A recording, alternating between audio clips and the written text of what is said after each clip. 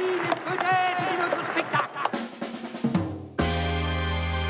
J'aimerais bien qu'on pose nos armes et qu'on discute. Bon, lui, il va me prendre la tête. Jack, je veux que vous me dessiniez comme une de vos françaises. Non, c'est chouchou, je veux, pas la moche. Zut, rezut et rezut derrière. Ah, je vois, monsieur se fout de moi. Monsieur fait d'ironie. Mais où est-ce que vous vous croyez, merde? Au cirque? Ben ça, c'est du spectacle. Vous aimez le cinéma, nous non plus. Bonjour, bonsoir à toutes et à tous. Je sais pas, est-ce que vous sentez là, dans l'air, l'esprit de Noël qui commence à planer, à flotter autour de vous? Alors évidemment, je parle pas de cette odeur de vin chaud un peu acide et de saucisses brûlées, ça c'est Simon. Mais je vous parle de l'esprit de Noël qui commence justement à flotter dans l'air, celui de la joie d'offrir, du plaisir de recevoir, celui qui vous donne envie de chanter en parcourant les petits cabanons à bretzel des marchés de Noël, emmitouflés dans votre grosse écharpe entre les stands de saucissons au Beaufort et les petits gâteaux craquants à la cannelle. Vous le sentez, vous, ce petit grog fumant bien chaud qui vous réchauffe les mitaines, qui vous donne envie d'aimer la terre entière? Non? Non mais je pense que c'est le sirop pour la toux, j'en ai pris beaucoup, je suis dans un état, je me suis pris des perches cet après-midi. Tout ça réalisé sans trucage.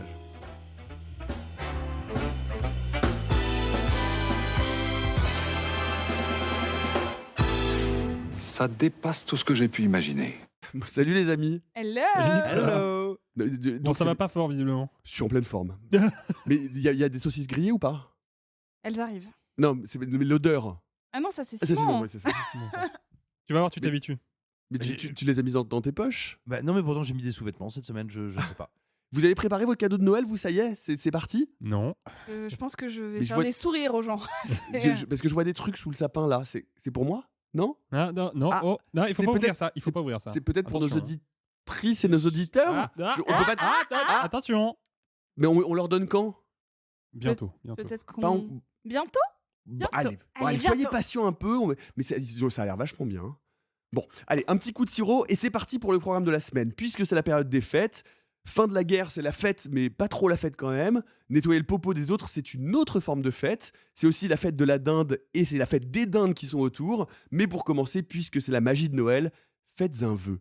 Faites le vœu que Disney soit capable, encore aujourd'hui, de produire des dessins animés beaux, émerveillants, touchants, amusants, avec de jolis morceaux chantés. Oui, pour Noël et pour les 100 ans de Disney, faisons tous un vœu que Wish ne soit pas une énorme bouse fumante. Ah merde, parce que si on dit le vœu à voix haute, du coup... 3, 2, 1. Je suis là. Oh, laissez-moi une seconde que je reprenne mon souffle. Il était une fois Rosas, un royaume bâti par un grand roi magicien. Il avait le pouvoir d'exaucer les vœux. Vous êtes leur magnifique roi bien-aimé. C'est vrai, je suis un roi magnifique. Wish, Asha et la bonne étoile de Chris Buck et Fawn Virasunthorn, où l'on suit donc les aventures d'Asha, pas assez achaté, hein, pas comme le téléachat, c'est H-A-S-H, non je précise, c'est peut-être pas évident avec Disney. Donc on suit les aventures d'Asha qui rêve de devenir apprenti du roi magicien si beau, qui conserve tous les souhaits les plus précieux des habitants du royaume de Rosas, mais si le roi Magnifico était en fait un méchant sorcier mégalomane. Qu'est-ce qu'on peut dire de ce Disney de Noël dont j'ai personnellement appris l'existence il y a environ 5 jours, C'est le cas de beaucoup de gens, j'ai l'impression. Hein. mais qui sort vraiment quasiment en catimini, Alexis. Oui, et puis il faut préciser que c'est pas juste le Disney de Noël, c'est le Disney des 100 ans de la firme aux grandes oreilles, et c'est là que ça va piquer le plus, je pense, parce que le film est quand même censé plus ou moins célébrer la magie de Disney, l'immortalité de la magie de Disney, qui, problème, est en état de mort cérébrale, hein, comme le film le démontre. Déjà, il y a, je pense, un double problème, et je vais m'axer là-dessus pour ce premier tour de table. Il y a clairement un problème de stratégie de production. C'est-à-dire qu'on est face à un film qui, clairement, veut faire des appels du pied aux fans de Disney de la première heure comme de l'heure récente, en multipliant les clins d'œil, en multipliant les allusions plus ou moins forcées, plus que moins Donc, quand même. plus que Hein. moi. Il faut préciser que le film est parsemé Exactement. de références à Voilà. l'ensemble du catalogue J'ai des fait grands une liste. classiques de Disney. Voilà, non, il y a- on Sophie a fait la pourra liste, on la verra tout à l'heure, mais la liste est longue comme le bras. Et le problème, c'est que ces références-là, elles sont pas incluses dans le film, elles sont juste bazardées comme ça, un peu à la va comme je te pousse. Et il y a un manque de cohérence et d'inventivité dans l'utilisation de ces références qui est absolument criant.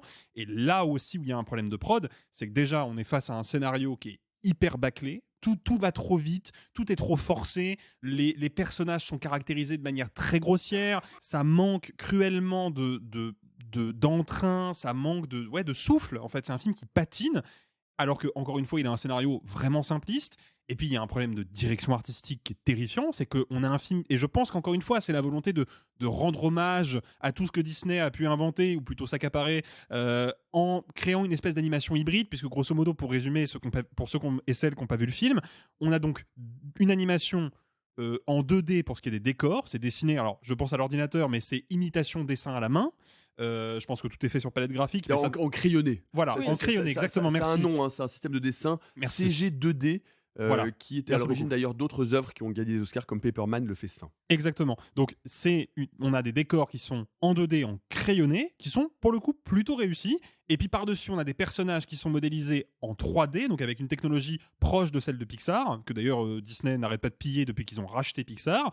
Sauf que, pour essayer de créer quand même un lien entre ces deux techniques d'animation, plutôt que de réfléchir peut-être à la mise en scène ou à une confrontation d'esthétique comme on pouvait avoir dans les 2 derniers films d'animation Spider-Man, en fait, on va juste rajouter un coup de crayon par-dessus les modèles 3D. Ça marche pas, c'est pas beau, on n'y croit pas, et vraiment, encore une fois, s'il y a bien un truc que Disney a globalement réussi en termes d'animation ces dernières années, c'est pas forcément l'écriture, mais c'est au moins la direction artistique. Et là, ça se plante. Et ça se plante méchant, quoi. Alors moi, je serais un peu moins sévère avec toi parce que je trouve que ce système qui s'appelle Meander, c'est une innovation, c'est quelque chose qu'on n'avait jamais vu et ça me séduit assez dans les premiers moments. Cette différence de texture et ce côté effectivement conte de fées, puisque comme souvent dans Disney, ça commence dans un livre de conte de fées. Moi, j'ai été assez séduit. Malheureusement, effectivement, là où je te rejoins, c'est qu'ils en font rien. Sophie. Alors, cette technique a déjà été utilisée, c'est pas du tout innovant, et ça a été même utilisé par un Français, par Jean-François Laguioni, qui avait utilisé ça pour Louise en hiver, notamment, mais lui, pour le coup, c'était des vraies aquarelles dans lesquelles il s'était aidé d'ordinateur pour faire l'animation des personnages, et ça donnait un petit peu cette espèce de choses de bizarrerie qu'on n'arrive pas trop à situer, sauf que lui, c'était un budget vraiment moindre, hein. C'est une coproduction franco-canadienne, parce que le Canada a beaucoup de studios de post-prod. Là, je trouve que c'est pas assez. C'est pas assez parce qu'en plus, sans mentir et pour parler d'anecdotes, on a rematé avec Alexis un des rares Pixar qu'il avait pas vu et qui est assez cher à mon cœur, qui est Rebelle, que je trouve vraiment sous-estimé. En fait, Wish, ça ressemble un peu au souci d'animation, de vieillissement, pas le souci, parce qu'il n'y a pas de souci.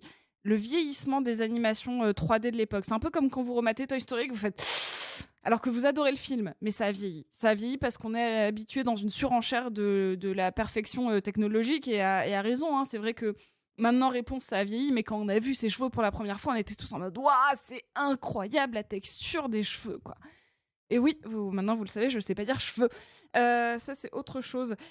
Juste pour revenir du coup un peu sur Wish, avant de donner la parole à Simon, la surenchère, comme l'a dit Alexis, c'est terrible. C'est terrible parce qu'à un moment, j'étais dans un jeu, j'étais dans un énorme « Où est Charlie géant ?» des références à Disney en disant « Ah bah tiens, putain, ça c'est la réplique d'Aladin. Ah bah ça, en fait, quand l'objet s'anime, c'est comme dans La Belle et la Bête. Ah bah ça, quand le stylo il fait un truc, en fait, il fait un Mickey. » Et genre, c'était terrible parce que ça emprisonnait un récit.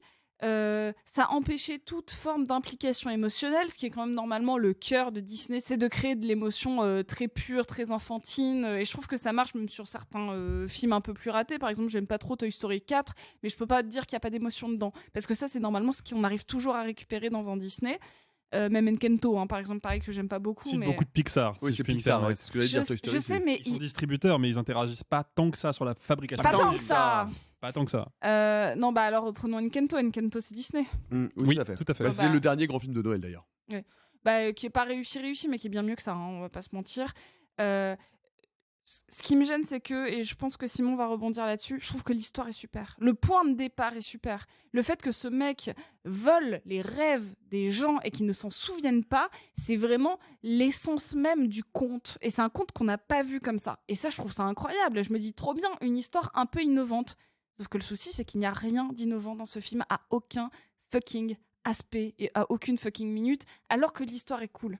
Simon, est-ce que Wish, est-ce que toi tu as vu par exemple la référence et le lien qu'il y a avec un département de l'Est de la France que nous avons perdu entre les deux guerres? La Wesh-Lorraine? Oui. Je te remercie. Merci Nicolas d'être au monde. C'est le sirop pour la toux, ça me met dans un état. Il y a vraiment quelque chose Ne d'assez refaites plus jamais cette blague quand quelqu'un est en train de boire un verre de coca. Il y a quelque chose. Excusez ma toux par ailleurs, parce que comme vous l'aurez entendu, je suis un peu malade. Simon. Ce qui est important avec le film et ce qui en fait une œuvre de premier plan, c'est qu'elle répond à une question qu'on a été nombreux à se poser, et je pense depuis plusieurs années, y compris autour de cette table, c'était mais où est passé l'humain chez Disney? L'humain, je veux dire, des gens qui sont inspirés, des gens qui ont des désirs d'histoire. Où sont ces gens-là? Est-ce que cette société n'est pas devenue un espèce de pur golem capitaliste, une espèce de machine à fabriquer du produit animé ou audiovisuel plus qu'un endroit où il y a des artisans? Est-ce qu'il y a encore des êtres humains qui bossent à Disney? Eh bien, on peut désormais affirmer que oui. Et pour une raison évidente, c'est que ce film existe en salle, que ce film a été validé à chacune de ses étapes de production, que ce soit en termes d'esthétique, d'écriture, j'ai même envie de dire de design des personnages, et enfin en termes de rendu technique, le simple fait que des gens que quelque chose, qu'il y ait eu des processus de validation qui soient arrivés jusqu'à ce bousin qui est à l'écran aujourd'hui, ça veut dire qu'il y a des humains, parce qu'aucun algorithme peut se planter comme ça. Aucune IA ne peut faire des erreurs pareilles. C'est-à-dire que si tu veux ne pas voir que le rendu ressemble à du jeu vidéo, à ce qu'on appelait le cel shading à l'époque de la Dreamcast et de la PS3, et ne pas voir que ça a l'air terriblement vieillot et limité. Je ne dis pas qu'il n'y a pas de prouesse technique derrière, hein. Je parle vraiment de rendu esthétique. Ne pas pouvoir anticiper ça, c'est quand même très étrange.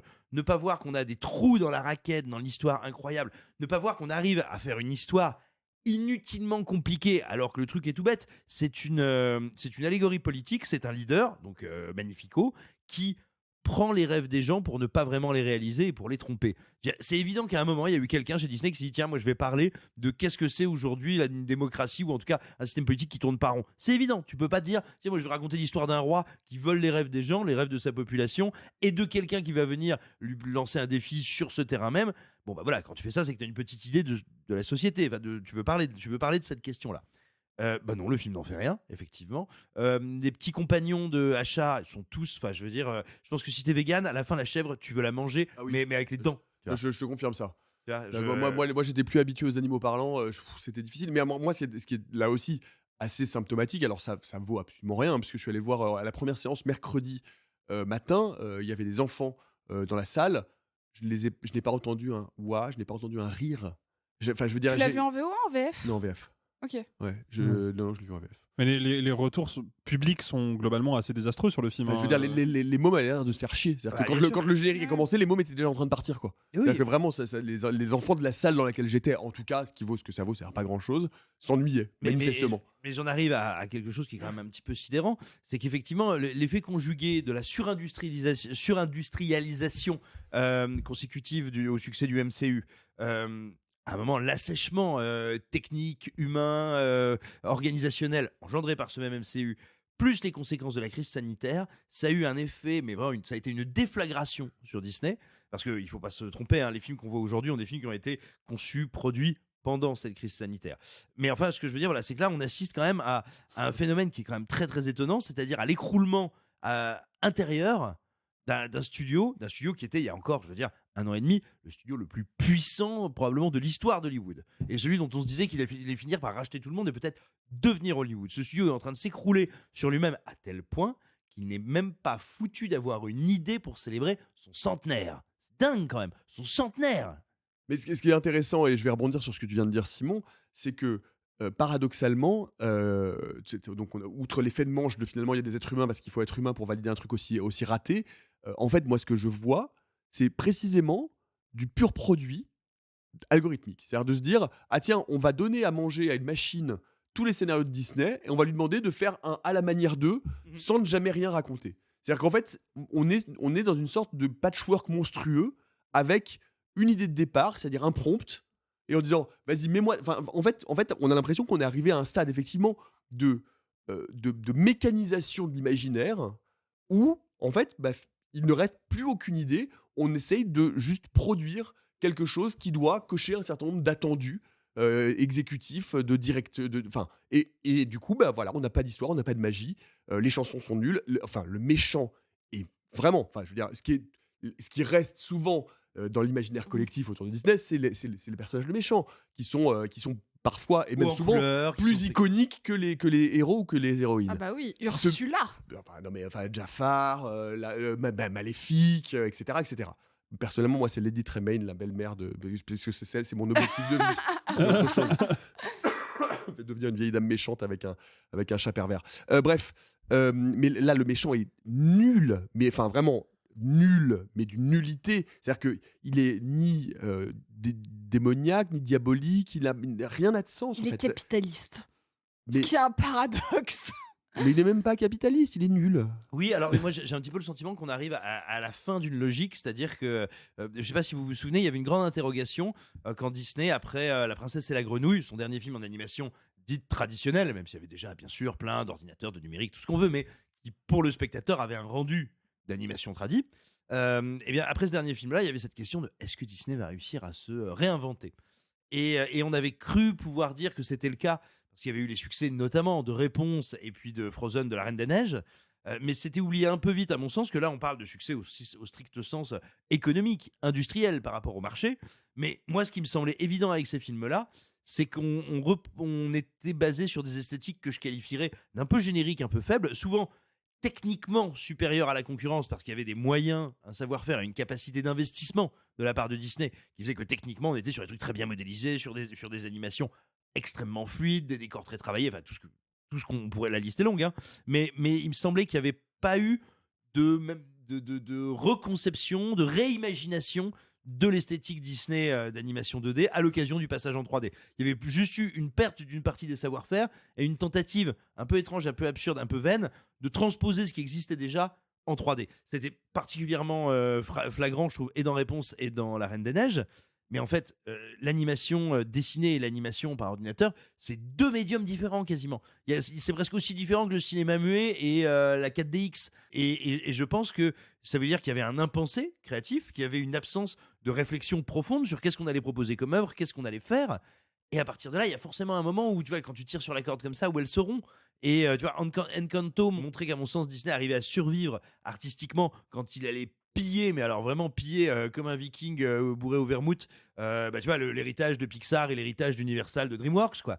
Mais sinon, Disney s'en est vraiment tourné à vide. Et là, effectivement, quand Disney doit se reposer sur son propre héritage, on voit qu'ils ne savent plus quoi en faire, ils ne comprennent pas. Ils ne comprennent pas ce dont ils sont faits. Mais c'est ça, Alexis. en fait. Je crois que là où le film est un objet d'étude assez passionnant, mais qui est quand même assez triste, surtout pour les gens comme moi, comme Sophie aussi, qui avons grandi avec Disney. Je sais pas ce qu'il en est pour vous, Comme tout Simon le et monde, Nico, hein. mais Comme tout le monde, mais il y a presque tout le quasiment monde, ouais. Moi, c'était pas les mêmes. Moi, c'était Mais en fait- Blanche-Neige quand j'étais petit. Mais... Ouais, mais bon, encore, j'étais J'étais T'avais le bac déjà. Ouais, Mais non, mais il y avait quand même à l'époque l'idée que les films soient des très grands films d'animation ou des films sympas sans plus, parce qu'il y avait déjà quand même de la fluctuation à l'époque de l'âge d'or de Disney, ils se valent pas tous, mais on avait quand même l'impression à chaque fois qu'on découvrait un nouveau Disney qu'on ajoutait une pierre à la mythologie de Disney et que c'était quelque chose qu'ils avaient créé, c'était leur ADN, leur identité. Et c'est vrai que là le film est incapable d'inventer sa propre identité et incapable de faire quoi que ce soit avec l'identité des films préexistants.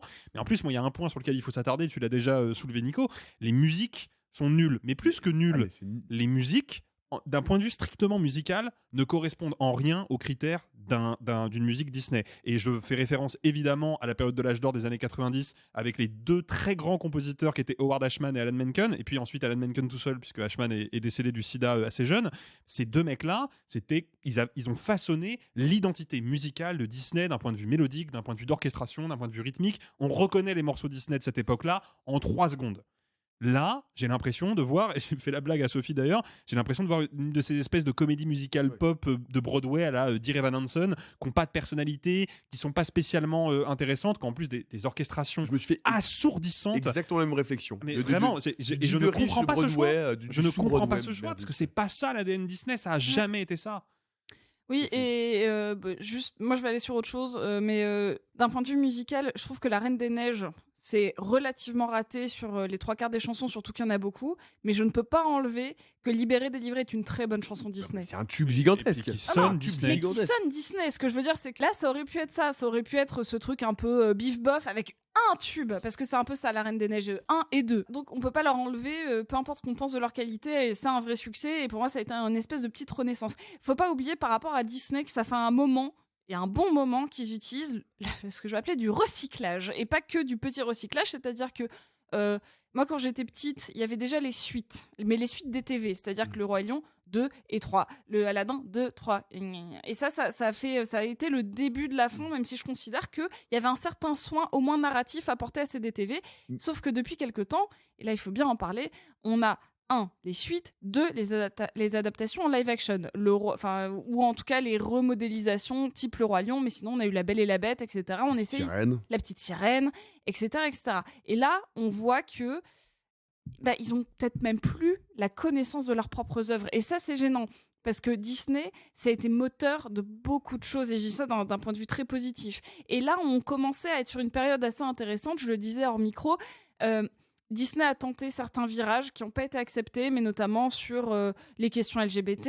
Il y a des choses qui ont été tentées, qui ont été ratées. Et là, plutôt que de se dire « Ok, je vais digérer toutes mes influences, tous mes styles, en fait, je ne vais même pas faire des clins d'œil. » Parce qu'eux revendiquent le clin d'œil. C'est pas un clin d'œil si tu le comprends pas. Là, c'est vraiment de l'image à poser. Et je vais vous faire maintenant la toute petite liste que j'ai faite. Mais par exemple, elle a des copains qui sont... Asha, elle a des copains, c'est les 7 nains. C'est-à-dire qu'il y en a un qui est habillé comme Simplet, qui a les oreilles un peu décollées et qui est débile. Il y a Tchoum, etc. Prof. Voilà. À un moment, elle met une robe, c'est la robe de Marraine la Bonne Fée. Le thème qui tente de pointer son nez tout le temps, le thème musical, c'est celui de Pinocchio, comme la petite étoile qui descend, blablabla, vous avez compris. Il y a une pomme cachée avec Magnifico, c'est la pomme de Blanche-Neige, elle a le crâne, elle est pareille, c'est vraiment la même pomme. Genre la même, c'est pas un effet, c'est la même. La petite chèvre, c'est une référence clairement à Philoctète dans Hercule. Ah, bien sûr, oui. Bah oui.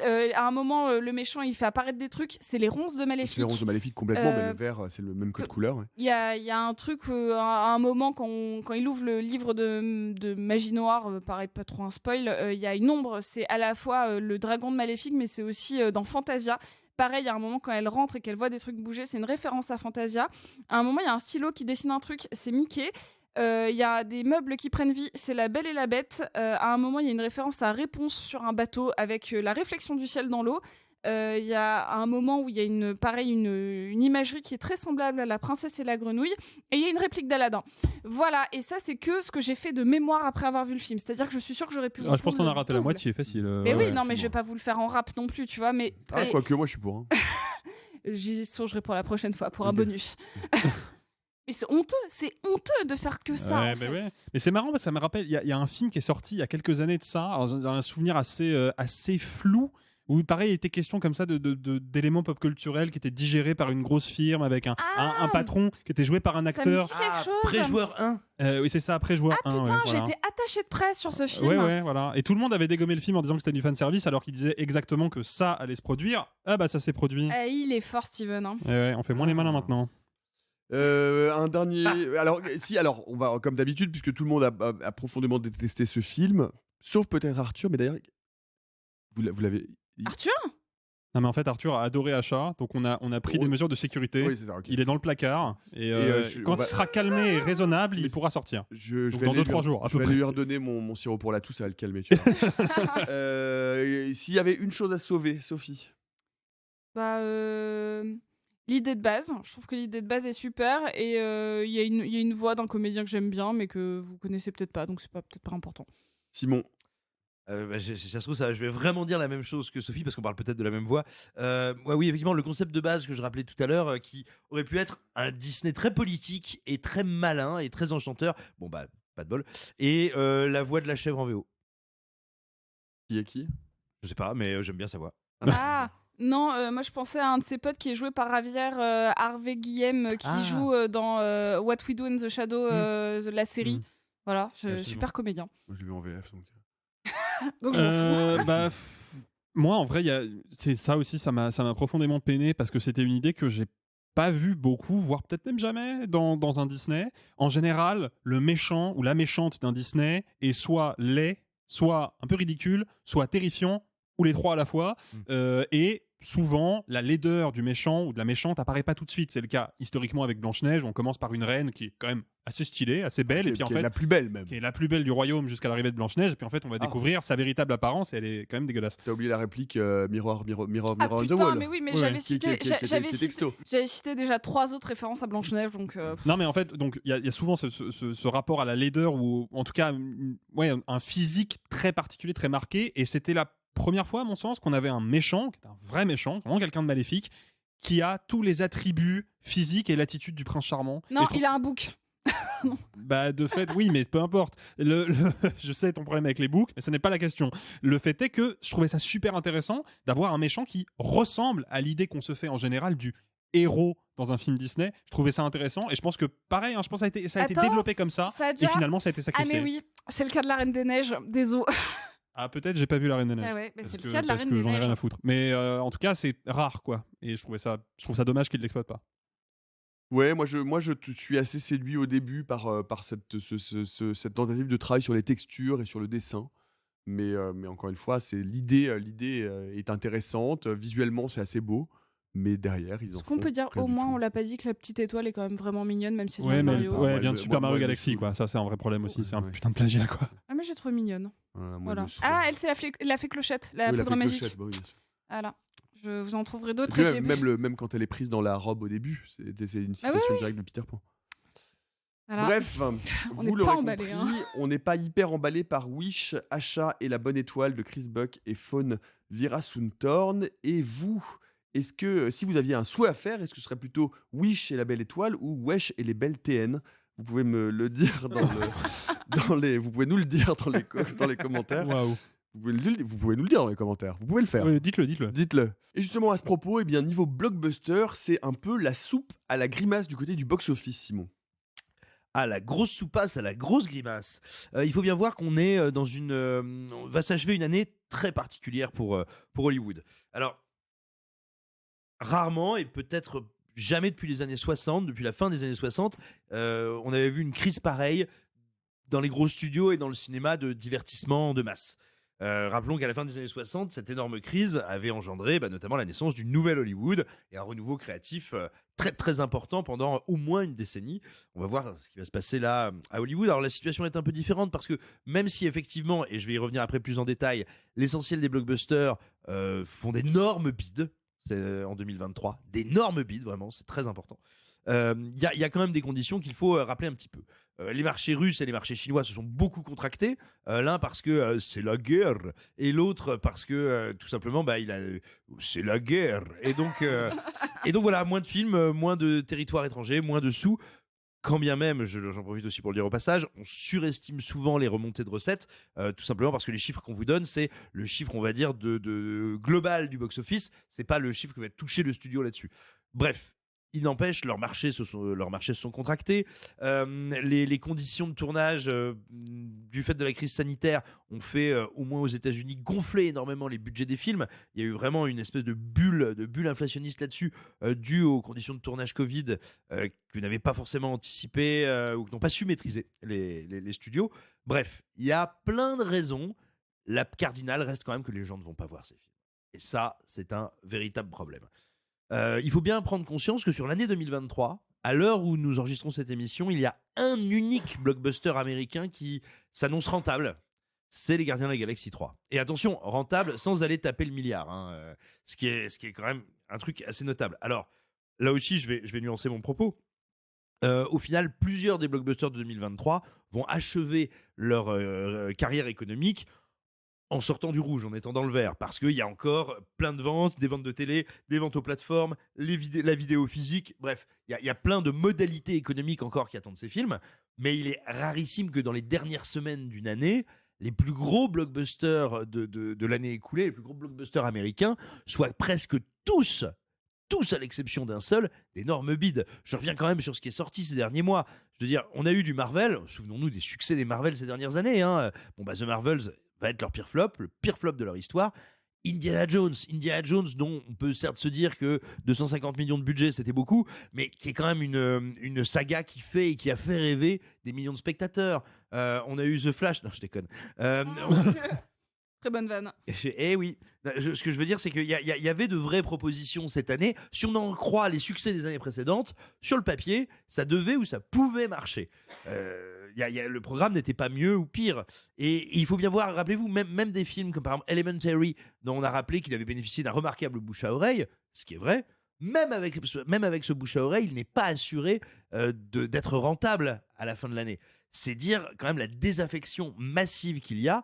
Et alors justement là-dessus, on voit depuis quelques jours beaucoup fleurir sur les réseaux sociaux des commentaires disant « Ah, c'est la chute de Disney !» Parce qu'effectivement, là où Disney avait réussi en 2019, alors ce qui était une année record, mais tout de même, c'est il n'y a pas très longtemps, en 2019, à placer 7 films au-dessus du milliard, 7 films au-dessus du milliard, là il se trouve qu'en 2023, c'est zéro.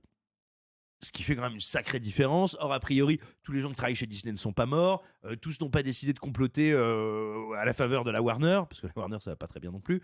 Ce que je veux dire, c'est que, voilà, c'est bien sûr, comme je l'ai dit en préambule, il y a des changements économiques, le système n'est plus tout à fait le même. Néanmoins, c'est bien le public, la plus grosse variable d'ajustement. Et donc, même si oui, l'année de Disney est une annus horribilis, l'annus horribilis, elle est pour tout le monde. Songez qu'il y a quand même des franchises qui se sont plantées, comme Mission Impossible.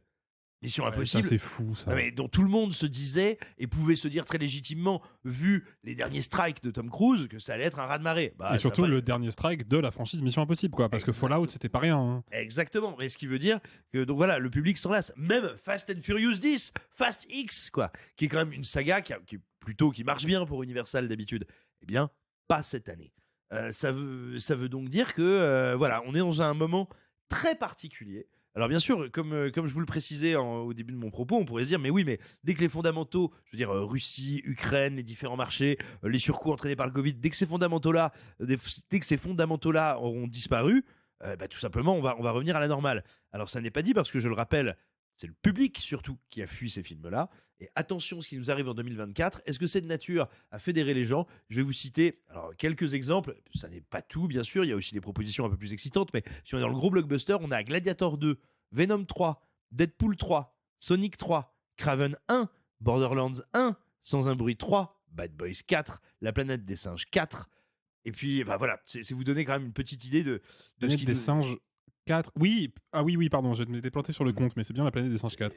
Voilà, et les putes de l'autoroute 3, c'est l'année prochaine aussi, non ? C'est la sortie c'est la 4DX. C'est le premier film qui colle.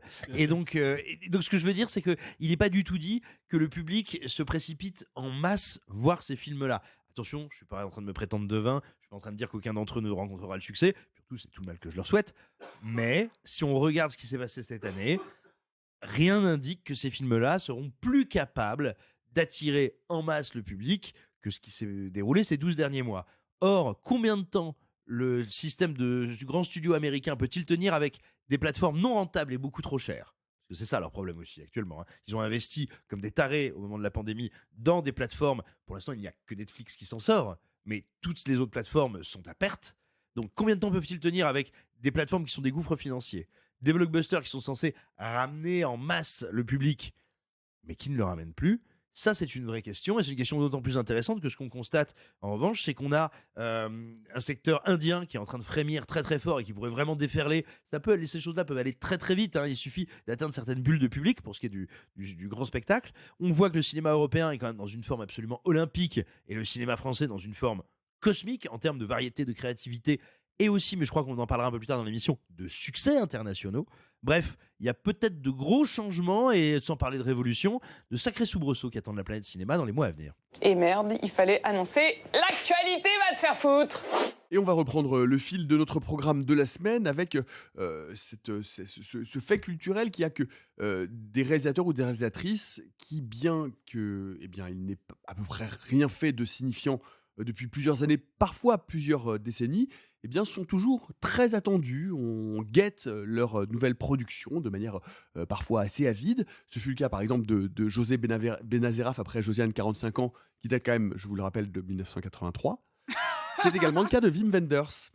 Le réalisateur allemand revient avec Perfect Days, où l'on suit la vie d'Hirayama au Japon. Hirayama dans le métier de nettoyer les toilettes publiques, mais Hirayama qui est interprété, je vous le rappelle, par Koji Yakusho, qui a gagné le prix d'interprétation masculine à Cannes. Hirayama est heureux. Il y a des bonheurs simples comme ça, des vies en paix. ママとおじさんって全然似てないね。この世界は本当はたくさんの世界がある。つながっているように見えてもつながっていない世界がある。兄さん、本当にトイレ掃除してんの？どうも。もう一度聞いてもいい？ Perfect Days de Wim Wenders avec Koji Yakusho. Certains d'entre vous autour de cette table l'avaient vu au moment de Cannes. C'était ton cas, Simon. Que reste-t-il depuis qu'à Cannes? Bah, moi, je tiens à dire que j'étais quand même assez touché, assez impatient de voir ce qui se passe quand Wim Wenders nous invite au cabinet de curiosité. Le niveau de blague Elle était préparée depuis longtemps, celle-ci, en plus. Depuis Cannes.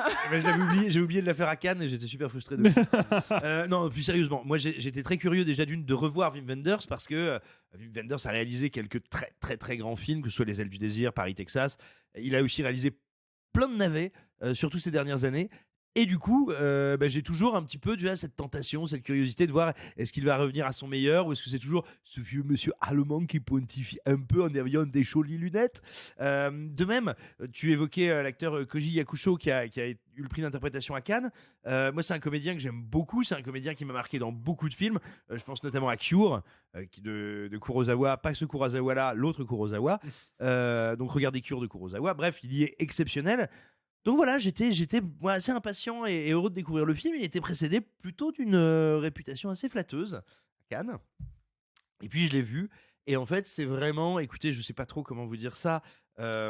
Si vous avez envie de voir un vieux monsieur, vous enfilez les poncifs, et vraiment des poncifs épais, hein, les poncifs de quelqu'un qui a mangé beaucoup de riz et sans tabasco. Enfiler des poncifs sur le Japon, bah, c'est au bon endroit. Hein. C'est-à-dire que Alors attention, hein, encore une fois, moi je connais mal et assez peu la société japonaise. Je voudrais certainement pas prétendre que j'ai quelconque expertise en la matière. Néanmoins, je connais les clichés que nous partageons sur la société japonaise. Et là, il y en a un nombre incroyable. Je développerai après pour laisser la parole à mes petits camarades. Mais voilà, c'est vraiment c'est un petit peu au cinéma et à la philosophie ce que les cartes postales de Marc Chagall qu'on peut acheter sur les présentoirs dans les dîners d'autoroute. Enfin voilà, c'est un peu pareil. C'est totalement artificiel, c'est con comme la lune et c'est très laid. Alors, Sophie, ce n'est pas tout à fait ton ressenti. Ouais, je suis très curieuse de savoir dans quelle station-service on vend des cartes postales de Marc Chagall. Mais à part ça, écoute, tu me donneras ton adresse. C'est pas la station-service dans laquelle il y a la scène entre les deux camions dans Josiane, 45 ans, secrétaire à camionner. À camionner. À percuter, j'en ai plein. Non, alors pour aller sur une note un peu plus poétique, moi j'ai trouvé le film très beau. Je sais que c'est un peu classique de dire c'est un beau film. J'y allais avec les a priori que Simon nous avait délivrés à Cannes, donc j'y allais à reculons, c'est-à-dire que je me disais ok, je vais me faire chier pendant 2 heures. Et c'est vraiment bien parce qu'on a un lexique autour du caca qui est très rigolo dans cette émission. J'y allais vraiment en me disant ok, en ce moment j'ai un traitement qui me tape sur la gueule, j'arrive jamais à rester éveillée devant un film. Moi, voir un monsieur qui parle pas et qui nettoie des chiottes, en fait ça va m'ennuyer. Et étrangement, j'ai été captivée par les petits détails du film, par les choix de cadre, par la lumière, par la douceur dans son visage et par le fait qu'il a cette... Wim Wenders, il fait quelque chose que j'aime beaucoup scénaristiquement dans le film, qui est, je vais prendre un tout petit passage de vie, sans début et sans fin. C'est-à-dire que on prend un instant A d'une vie et on nous donne très peu d'éléments sur ce qui vient avant et ce qui vient après. Notamment, c'est dans la bande-annonce, on voit qu'il y a sa nièce qui vient chez lui. On comprend qu'il a une relation très compliquée avec sa famille, avec son père, avec sa sœur, que c'est le seul qui apparemment n'aurait pas une distinction sociale suffisante pour être accepté. Mais en fait, on l'explique pas plus que ça, parce que ça fait partie de sa vie, il faut qu'on accepte ce personnage comme ça. Et donc, ça laisse au spectateur toute une place pour imaginer quelle a été la vie de cet homme pour qu'il se retrouve là. Est-ce que... Moi, je me suis même demandé, en fait, ça a fait travailler mon imagination. Je me suis dit, peut-être que d'une certaine manière, il s'est puni, ou peut-être qu'il avait une autre vie et qu'elle lui convenait pas du tout et qu'il a voulu revenir à cette espèce de minimalisme essentialiste. Par contre, et je vais mettre mon tout petit bémol qui m'a pas du tout gênée pendant le film, parce qu'encore une fois, j'ai été charmée du début à la fin, je trouve que le choix du métier est pas le bon. Et je sais que ça peut paraître énorme parce que c'est quand même le cœur du scénario, mais c'est un homme qui est fasciné par les plantes. Et si on voulait montrer une une espèce de non-ascension sociale complète. On pouvait le voir, par exemple, jardinier sur des lieux publics, on pouvait le voir balayeur de feuilles. En fait, il y avait plein de métiers qui auraient eu la même caractérisation sociétale, mais sans avoir au final un travail qui n'a aucun rapport avec le reste de sa vie et qui est juste là pour être très symbolique.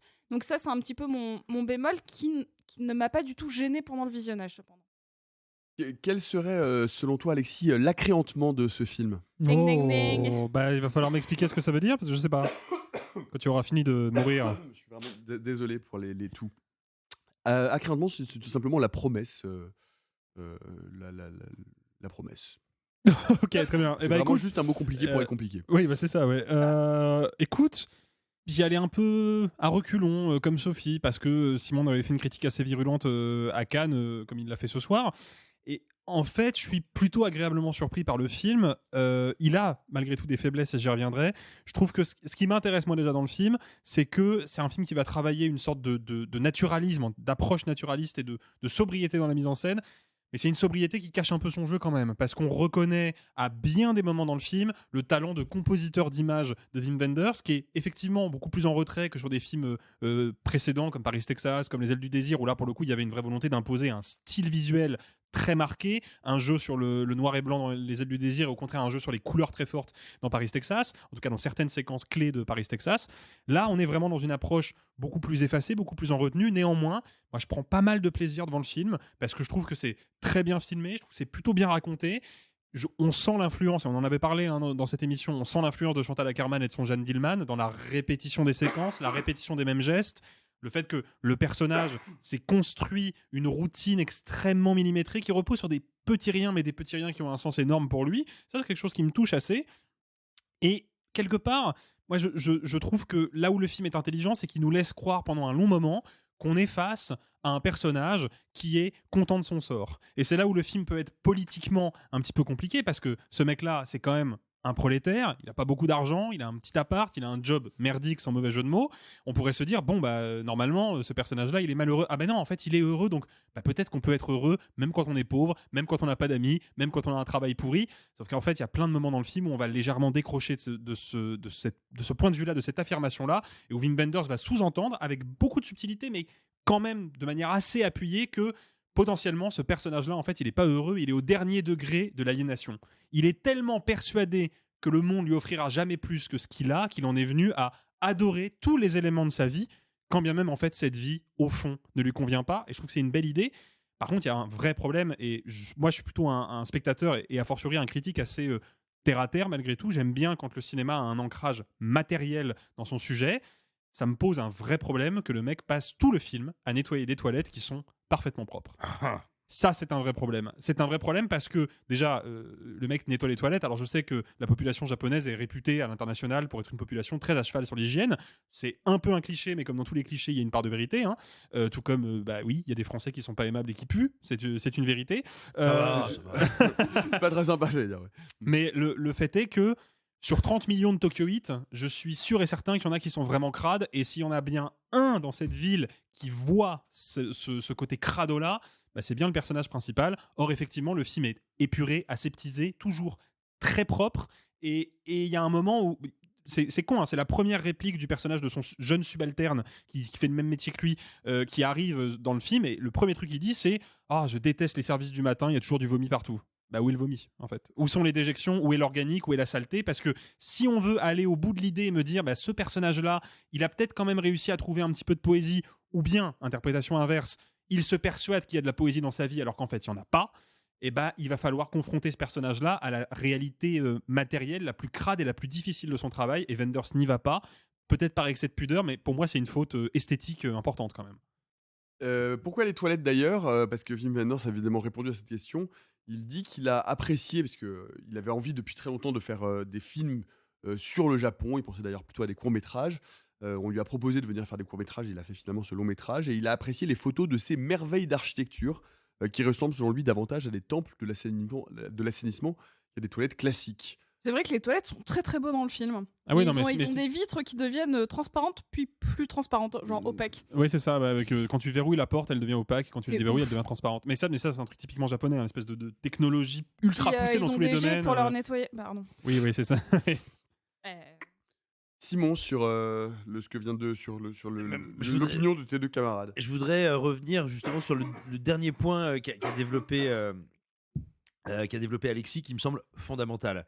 Moi, je ne récuse pas, je n'ai rien contre le fait qu'on se dise tiens, moi je vais vous montrer comment ce type, enfin cette personne qui vit dans la plus terrible des conditions peut réussir à s'en extraire par son rapport au monde, par son rapport à la poésie, et bien vivre sa condition et donc la dépasser. J'ai aucun problème avec ça, je trouve ça même très intéressant, mais il me semble que si on veut raconter ça, bah effectivement, il faut prendre à charge le réel. C'est-à-dire que moi, je veux bien croire qu'un type qui nettoie les excréments de ses contemporains tous les jours peut tout à fait s'extraire de la réalité matérielle de tout ça, ou même de la réalité sociale. Parce que quand bien même les chiottes japonaises seraient toutes, de tout temps, incroyablement propres, il n'empêche que nettoyer les chiottes, ça n'est pas un métier honorifique, ça n'est pas un métier à capital symbolique. Et que quand bien même elles seraient très propres, ou bien plus propres qu'ailleurs au Japon, celui qui les nettoie n'est pas, n'en vit pas moins un métier du bas de l'échelle sociale, et quelqu'un qui est oppressé et opprimé à plein d'endroits.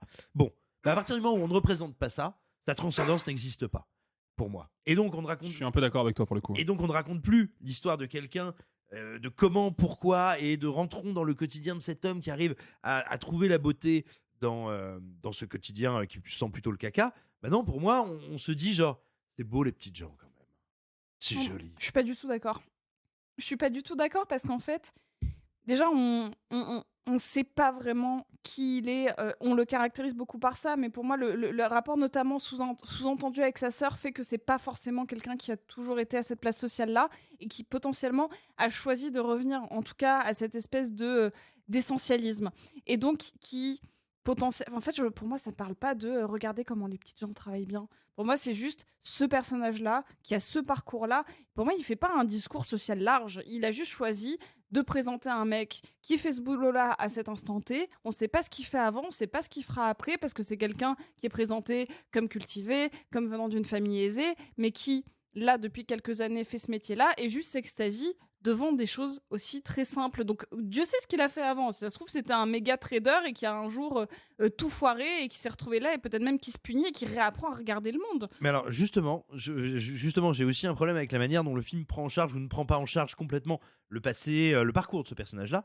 C'est que, effectivement, tu vois, si on creusait un petit peu plus, je te dis pas de passer une demi-heure dessus, hein, mais si on me donnait des éléments un petit peu plus concrets, matériels, encore une fois, sur pourquoi il est là et comment il en est venu là, je pourrais me dire, effectivement, le film ne me parle que de ce personnage-là et de son parcours à lui. Mais le fait de garder tout ça dans le flou, pour moi, c'est un peu genre, oui, c'est un peu le syndrome Amélie Poulain, mais fois 7 milliards. C'est-à-dire, c'est un peu...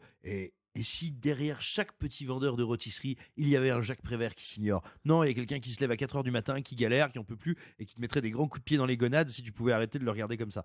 Et non, j'exagère, hein, bien sûr. Mais ce que je veux dire, c'est que je vois ce que tu veux dire. Moi, je ressens vraiment pas le film comme ça, du fait justement de laisser tant de choses à l'arrière-plan.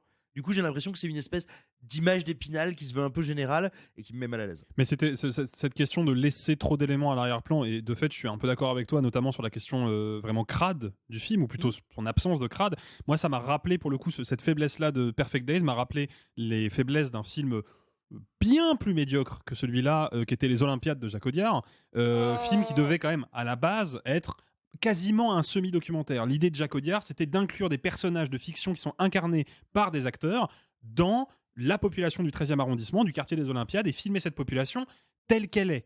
Le truc, c'est que comme il a tourné le film en plein Covid et que les gens portaient des masques et qu'ils trouvaient que les masques c'était moche, bah, il a fait exactement l'inverse. Il a viré tous les figurants du film, il n'a gardé que ces personnages. On a l'impression que le quartier des Olympiades dans le film est un quartier fantôme.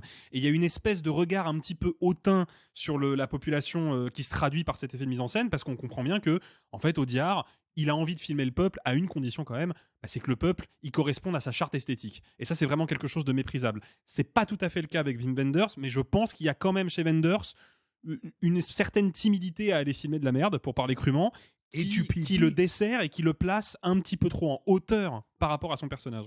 Mais je suis vraiment pas d'accord avec vous, mais je comprends qu'on puisse ressentir le film comme ça, parce qu'en fait, toutes vos remarques, je les vois aussi. Je les vois à l'écran. Et je pense que je m'étais tellement préparée à voir ça que j'ai trouvé, on n'a pas parlé notamment du rapport à la musique que je trouve très joli, ce rapport aux cassettes, le fait qu'on n'explique jamais pourquoi il est aussi fan de cette période musicale-là, ce que ça représente. De quelle période musicale ? C'est notamment la rock, pop rock des années 60-70, ça peut toujours pas. Il y a du Patti Smith, il y a de les Animals, il y a du Velvet Underground et du Lou Reed. Ouais. Il y a pas mal de musique de cette époque-là. Ouais. Qu'il écoute sur des cassettes d'époque dans son vieux van et ça a l'air toujours d'avoir une espèce de teinte de sa journée, mais on n'explique jamais pourquoi. On sait juste que ça pourrait et ça peut le sortir d'une certaine panade financière, en tout cas pour un instant s'il a besoin, parce que on va donner de la valeur à ces objets alors que ça peut ne pas en avoir aussi, de la valeur financière. Je veux dire, une cassette ça vaut, à un moment ils disent celle-là elle vaut $200 quoi. Et c'est beaucoup $200 quand tu gagnes rien. Et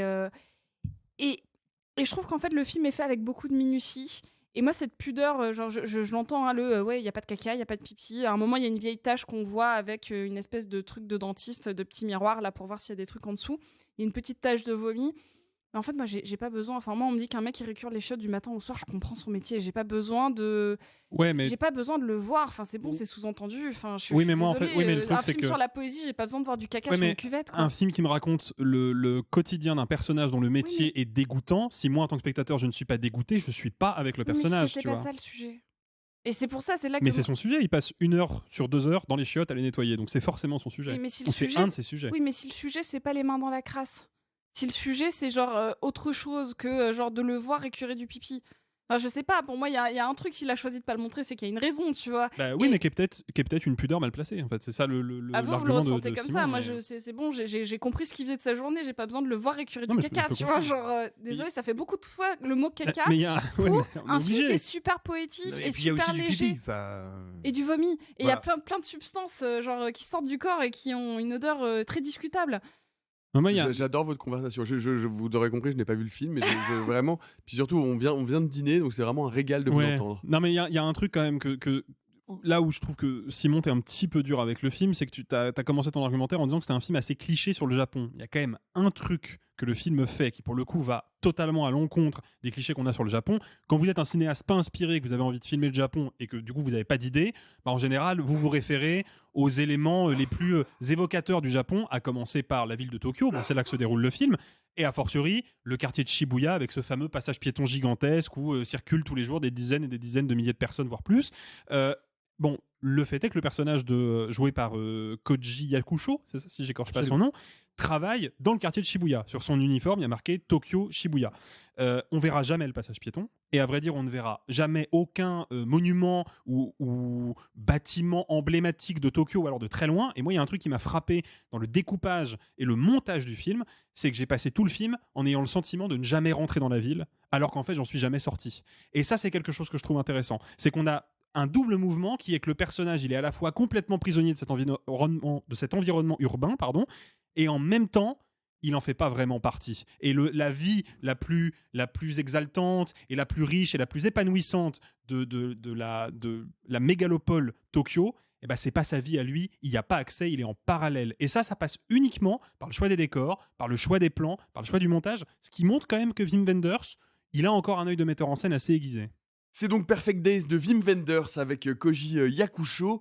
Vous pouvez nous dire si vous êtes plutôt vous pour nettoyer des chiottes publiques tous les jours ou si vous préférez rouler une pelle à Éric Zemmour tous les matins au réveil. Le tout avec le sourire. Les chiottes publiques. Ceci est mon dernier mot, les chiottes publiques. Franchement, c'est ton plus facile que t'as fait pour l'instant. Vous ne répondez pas dans les commentaires, s'il vous plaît. Je suis un peu malade, c'est pour ça. Ça me rappelle, ça me rappelle une histoire. C'est le point commun entre la cuvette des toilettes et les dates d'anniversaire. Oh là, bonne question.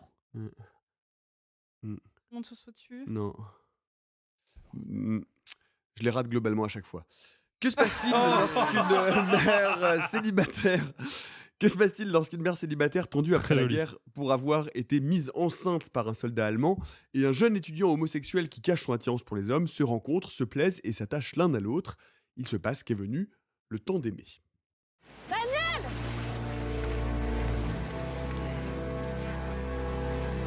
Merci beaucoup. Y'a pas de quoi. Je l'ai pas vu partir. Merci. Sois sage.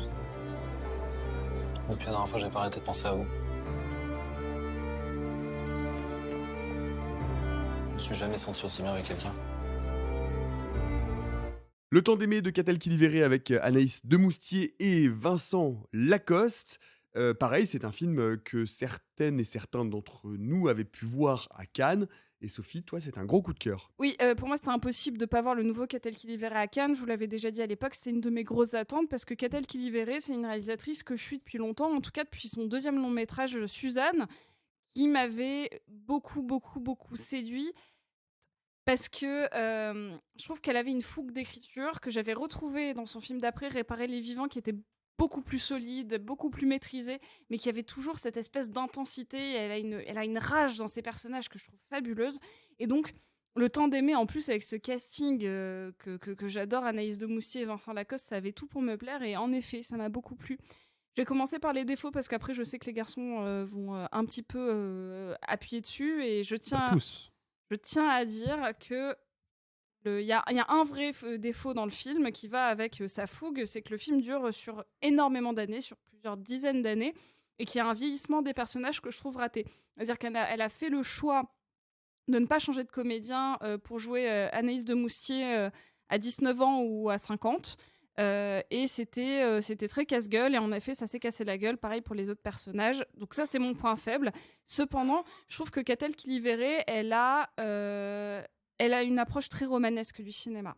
C'est-à-dire qu'elle choisit de faire des espèces de récits fleuves qui vont s'étendre, et quand je sors d'un film, j'ai l'impression qu'elle a réussi, au travers d'intentions, de gestes, de me raconter des personnages comme si j'avais lu 600 pages sur eux. Et je trouve que cette histoire d'amour, elle est très belle. Et je pense que donc on va faire un premier tour de table, mais je suis très touchée par la virtuosité de son scénar. Je trouve qu'il y a quelque chose de fou et presque de très grand dans cette volonté de faire autant avec ses personnages. Et ça, je le sauve au-delà de tout. Peu importe les ratés qu'il y a dans le film, je sauve ça.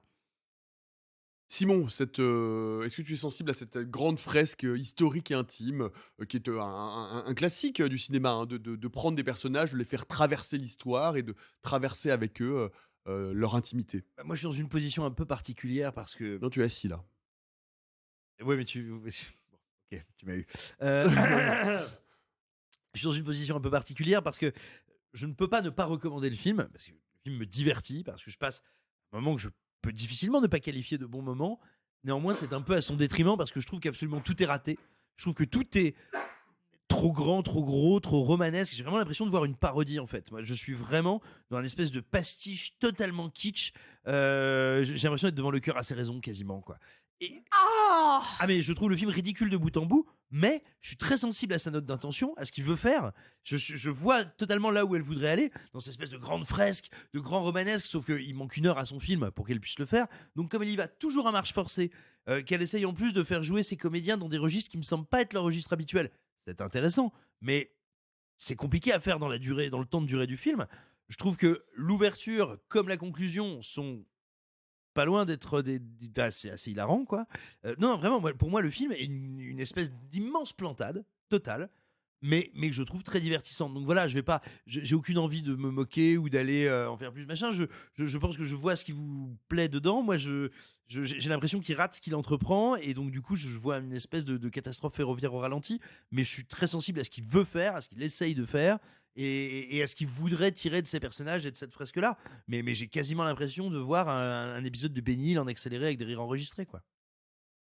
On comprend pas très bien pourquoi, mais pourquoi pas. Parce que tout est ridicule, grotesque, exagéré, passablement mal écrit et caricatural. Alexis. Ouais, bon, moi c'est pas ma came du tout, et en fait je partais un peu perdant avec ce film-là, parce que c'était déjà l'impression que j'avais eue avec Suzanne, son deuxième long métrage, sachant que je n'ai pas vu Réparer les vivants, mais j'avais le sentiment déjà qu'en fait Catel qui libéré est quand même beaucoup plus une scénariste qu'une metteuse en scène, enfin qu'une cinéaste, et je ressens ça à nouveau devant Le temps d'aimer, qui est un film que je trouve globalement, parce qu'il y a quelques petits partis pris esthétiques assez radicaux et assez assumés, que je trouve pas toujours à propos, mais au moins c'est les vrais partis pris de cinéaste. Il y en a pas beaucoup dans le film, il y en a quelques-uns, mais je trouve que globalement on est sur un film assez académique, pour ne pas dire assez rigide, et voilà, moi je trouve dommage que cette histoire-là, que pour le coup, je suis pas aussi sévère que Simon, je trouve relativement bien construite. Je trouve dommage que cette histoire-là soit pas incarnée par de la mise en scène, quoi. J'ai l'impression que son objectif premier, c'est filmer du scénario pour faire avancer l'intrigue, et puis si jamais on peut glisser ici et là un plan intéressant, on le fait, mais c'est pas la priorité, alors que pour moi c'est la priorité du métier de cinéaste, c'est d'incarner le récit visuellement. Puisque du coup c'est le scénario qui est le cœur du film, penchons-nous un peu dessus. Moi, je trouve effectivement plutôt bien construit. Je trouve que les personnages principaux, donc Vincent Lacoste et Anaïs de Moustier, enfin les personnages joués par Anaïs de Moustier et Vincent Lacoste, sont plutôt globalement assez bien caractérisés. J'ai quand même quelques reproches à faire à l'écriture que je trouve par instant un peu trop schématique et un peu trop automatique. C'est-à-dire qu'il y a des moments, je sais que la métaphore n'est pas forcément parlante pour tout le monde, mais il y a des moments où je sens la main du scénariste derrière qui est en train de dérouler le fil et qui est en train de poser des situations pour que les personnages réagissent, fassent quelque chose et que l'histoire puisse continuer. Et voilà, c'est une écriture un peu mécanique qui me parle pas beaucoup. Et puis, troisième problème, tout aussi rédhibitoire que la question de la mise en scène, mais Sophie l'a soulevé parce qu'on peut pas ignorer ce problème-là. Le film se déroule sur, à vue de pif, 4 décennies, ce qui est quand même pas rien.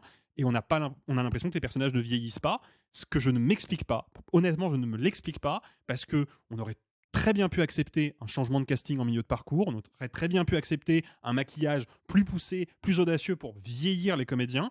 Rien de tout ça n'est tenté. Le grand max qu'on ait, c'est quelques petits traits de make-up par-ci par-là, et puis un petit peu de bombe dans les cheveux de Vincent Lacoste pour lui blanchir les racines.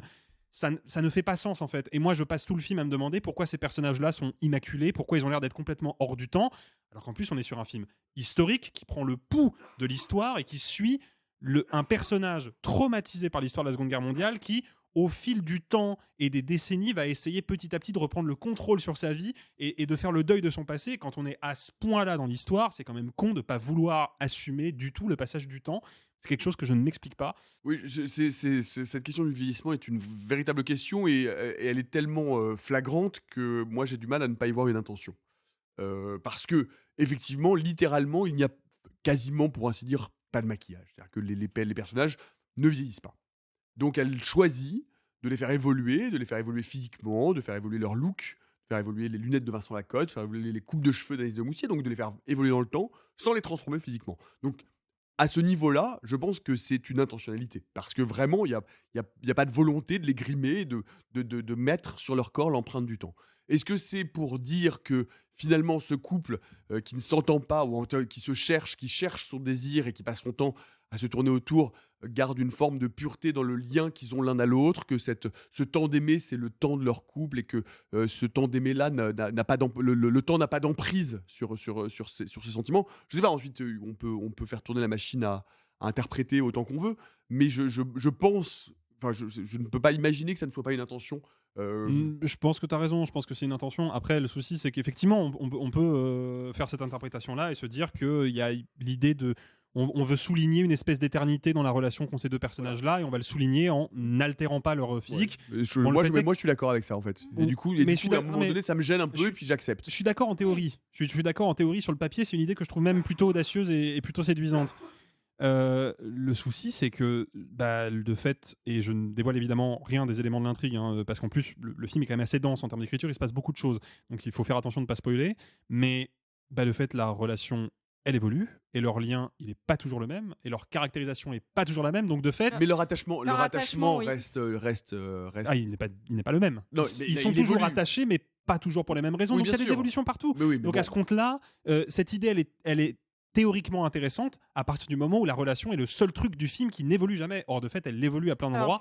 Du coup, ça me laisse très perplexe quand même. Sans spoiler rien du tout, pour moi, le film parle de deux personnes qui ne se sentent pas à leur place. Mais jamais, à aucun moment, même quand il y a des espèces de petites bulles un petit peu d'apaisement, il y a toujours un élément qui vient leur dire qu'ils ne sont pas à leur place. Qui sont toujours rejetés. Et en fait, c'est deux personnes qui sont rejetées par tout le monde et qui, du coup, rejettent aussi les autres. C'est le cas du personnage d'Anaïs de Moustier par rapport à son fils, qui lui rappelle son passé, qu'on a évoqué tout à l'heure. Et donc, en fait, ce sont les deux seuls personnages qui peuvent se comprendre pour des raisons diverses, en fait. Et ça, je trouve ça très beau. Je trouve que le lien qu'ils ont, ces deux personnages, je trouve qu'il y a une forme de pureté que je trouve... Mais moi, ça m'a bouleversée du début à la fin. C'est-à-dire que du moment de leur séduction jusqu'à la fin du film, je suis assez fascinée de voir ces deux âmes en peine qui ont réussi à créer un lien alors que tout les oppose littéralement. et que, eux sont opposés au monde en plus. Donc, Je suis assez d'accord avec Sophie sur ce coup-là. Je vous trouve effectivement assez dur parce que je trouve qu'il y a du Douglas Sirk là-dedans. Je trouve que cette grande. C'est manifestement l'intention du film. Ah bah bien sûr, Oui, même clairement. visuellement. Je veux dire, même dans le traitement de l'image, Alors, pardon, mais dans la mise en scène, dans oui. l'éclairage, si, il y a cette volonté-là en tout cas qui est On est affichée. peut-être plus chez Fassbinder que chez Douglas Sirk. Non, je trouve pas. Mais Ah non, je trouve pas. Mais bon, bref, ensuite chacun ses références. Mais moi, j'aime vraiment bien Enfin, je suis assez sensible à cette forme-là parce que je trouve que c'est peut être extrêmement raté, hein, cette fresque sentimentale qui traverse l'histoire. Moi, ça renvoie à des œuvres littéraires qui me passionnent. Ça me renvoie à du Garcia Marquez. Ça me renvoie à plein d'idées.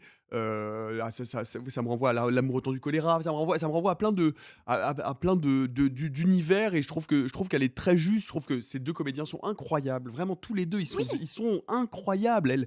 Anaïs de Moustier, qu'on avait mis de côté ou qui était passé un peu inaperçue bien trop tôt parce que quand elle revient, quand elle ressort, je pense par exemple à Novembre. Dans Novembre, elle est remarquable. Qu'on aime ou qu'on n'aime pas le film, c'est une grande comédienne, Anaïs de Moustier. Oui, mais vraiment. elle n'a pas été mise de côté. Anaïs de Moustier, c'est la gigastar du cinéma d'auteur français, non? Elle est pas, sans être une gigastar, elle a quand même une carrière tout à fait honorable. Oui, et pas que dans le cinéma d'auteur français, parce que Novembre, c'est quand même une grosse production grand public. Hein, bon, bref, j'avais l'impression qu'elle était un peu sortie des radars et qu'elle revient et qu'on se rend compte, et dans plusieurs registres. Hein, chez Dupieux, elle est à mourir de rire. Enfin, d'ailleurs, Lacoste et Dupieux ils jouaient ensemble dans Fumer fait tousser. Oui.